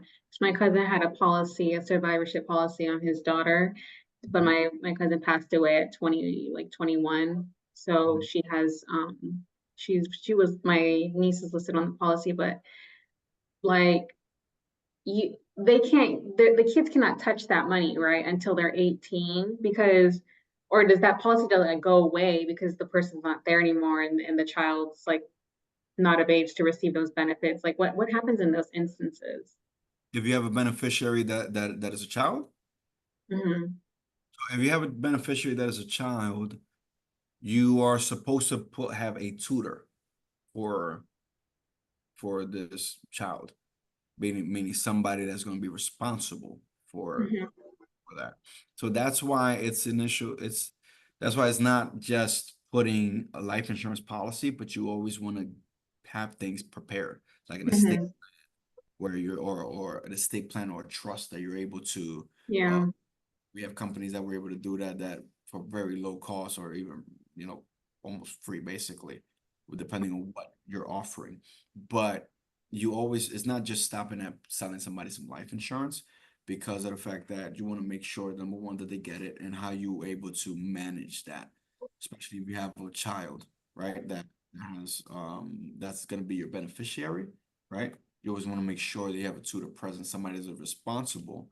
And let's say, for example, you put it in any type of way. You say, well, I have $1 million policy, but I want my son to receive a certain amount or my daughter to receive certain amount until this age, right?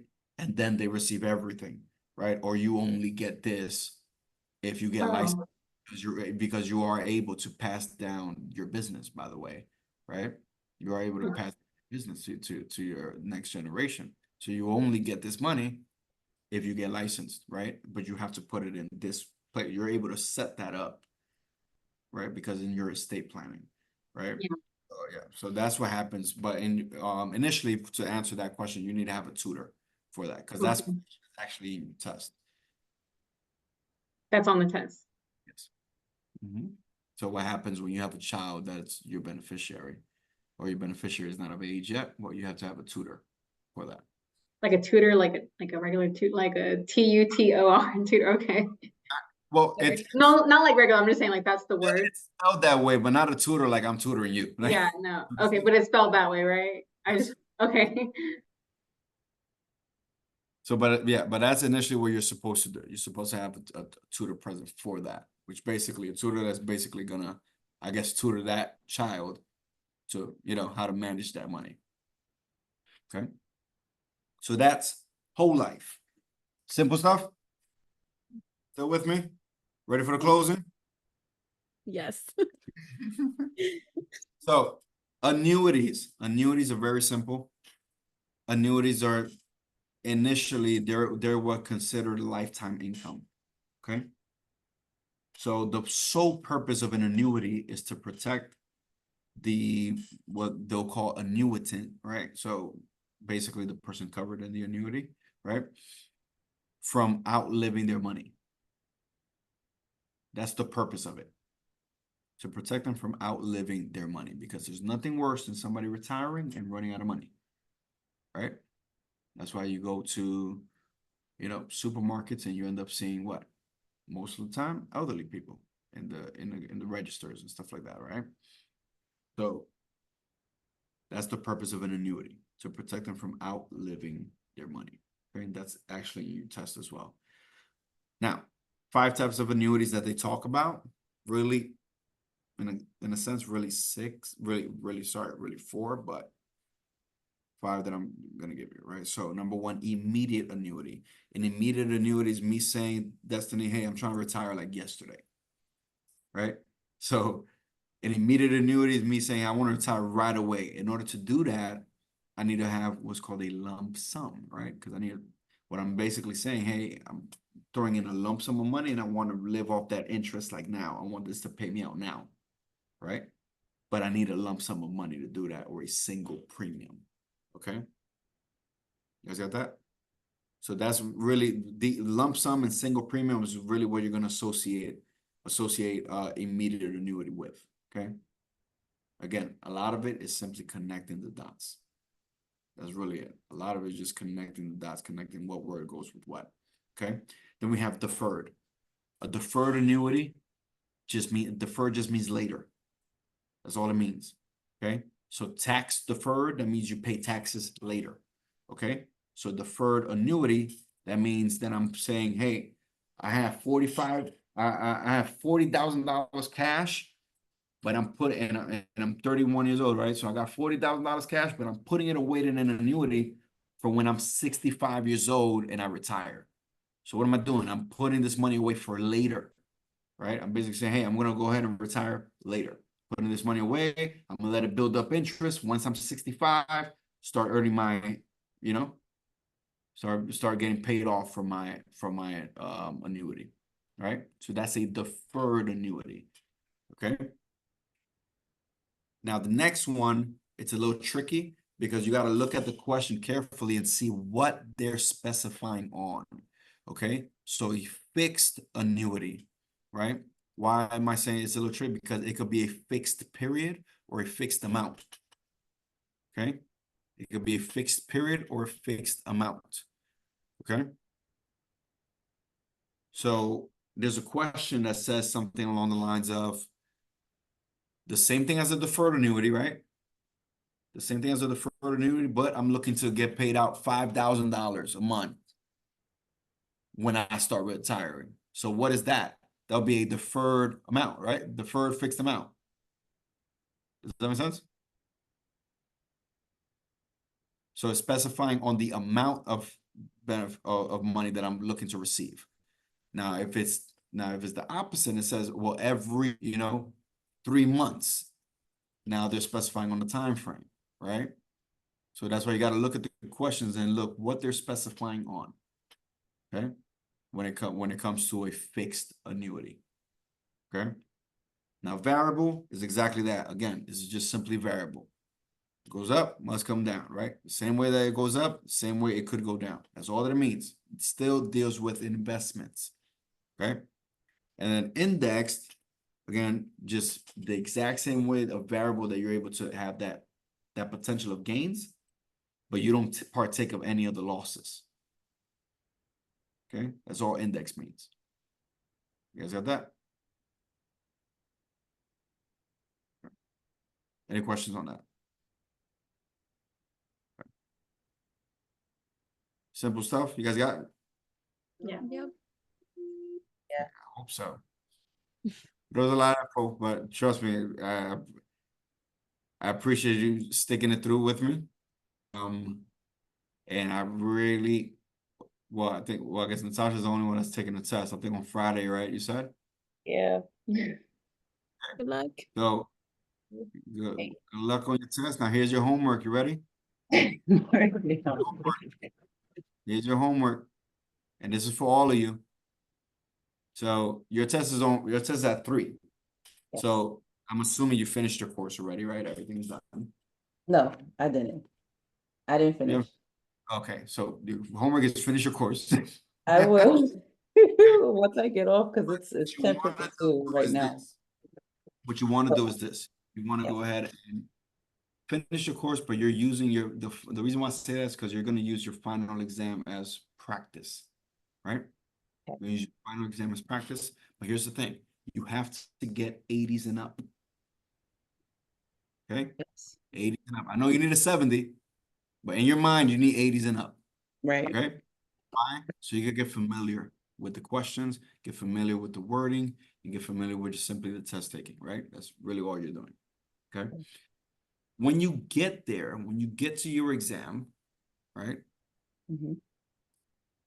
You're gonna sit there, you're gonna sit in the computer room, whatever. Try not to sit in front of the glass, right? And it depends on where you're going. Most of these places like this is a computer room, but then there's a big old glass right there, right? Oh, well, I'm taking mine online.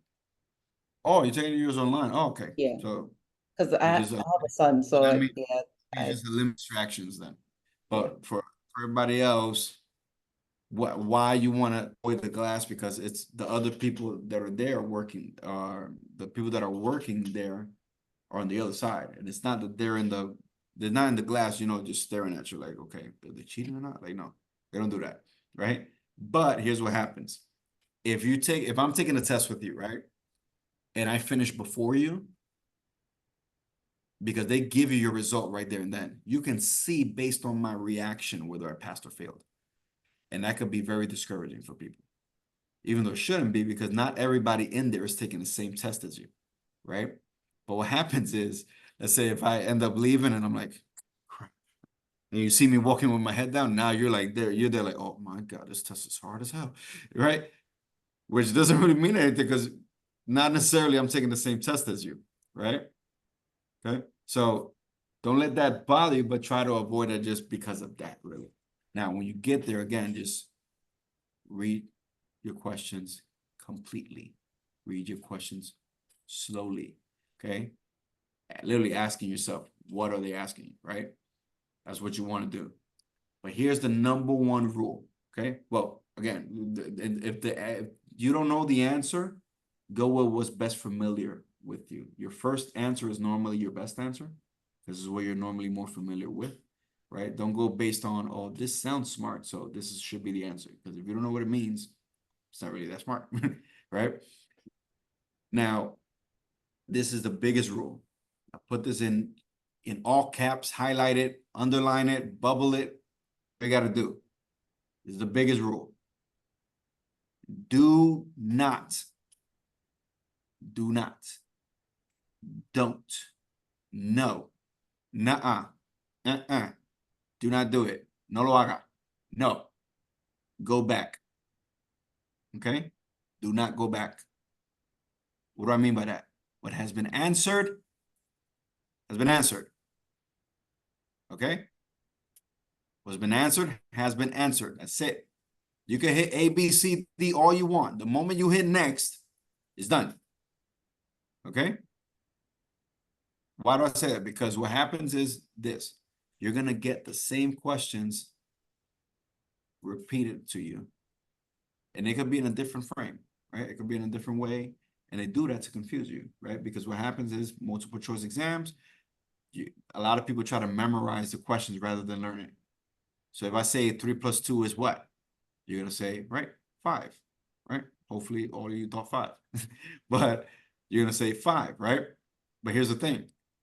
Typically around the third question, they repeat the exact same thing, but just phrased differently. So 3 + 2, 5. 4 + 1.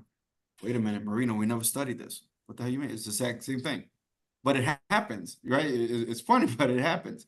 So that's why we went over vocabulary, right? But here's the thing, you're gonna get those questions and you're gonna be like, oh crap, it was 5 and I put 6. And while looking for the question that you supposedly had wrong, you're gonna end up finding another one. And then another one, and then another one, and then another one. And the next thing you know, you just switched up your entire exam. Okay? So don't go back, please. You have no idea how many people I've sat with or had to sit with again just because they went back. They're like, Marino, I got a 69. I need a pet. Did you go back? Yes. Okay, don't go back. And that's all I say. That's all I say to them. Don't go back. And then they end up taking it again and they pass. Okay? So for all of you, do not go back. With that being said, best of luck to you all. Get some really good rest. I gotta get home with my baby because he's over here trying to FaceTime me this whole entire time.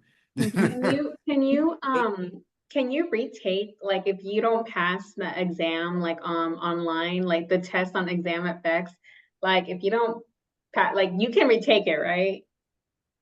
An example, yeah. On exam effects? You talking about on your course? Yeah. Yeah. Yeah, and I think you, because I should have done this, I didn't at the time, but I think, I don't know if you could take it again that very moment, but if there's like an insurance on it to where you're not paying the full fee if you have to take it the second time. I think it's just like $8 or For so. you're talking about the state, you're talking about the state exam? Because exam effects on the course, you're able to take it as many times as you want. Oh, Okay, you're yeah, talking no, about, oh, I'm sorry. yeah, That's the one I'm sorry. on exam effects, I was like, I was like, putting my answers and I was like, wait, I don't think it's that. And then I was like, it did not get 70. And I was like, I wonder if I can retake it. Oh, no, Oh, you yeah, can. take it all. I did. You can take it Okay. all over many times. That's why I said when you finish your course, what you want to do is retake that final exam over and over again till you're getting 80s and up. Okay. Right? You're going to get 80s and up constantly, consistently. Because Okay. that way, but not just don't go, oh, it's C because I've seen this before. No, actually try really learning it, right? Okay. But that's the idea. Okay. Okay. Using your notes that you took from here and then using your course, that's what you want to do. Okay. Okay. All right. Thank you. Any other questions? No, I don't have Right. any. With that being said, best of luck, lady. Thank And you. Thank you. I'll be looking for that message, newly licensed on Friday. I will be. Yes, we're speaking this into existence. Yes. Yes. And for the rest of you, finish your course, schedule your exam. If it's not scheduled, it's not real. So, okay, that just lights up that pressure, right? So get that done. And I will be asking also if it's scheduled, okay? But best of luck. And if you need any refreshers, I'm always here. Just let Emily know and we'll schedule something up again, okay? Thank Okay. you. You guys have a great evening. God bless you. Yes, Bye. you do the same. Have a great night, everyone. Bye. Good night.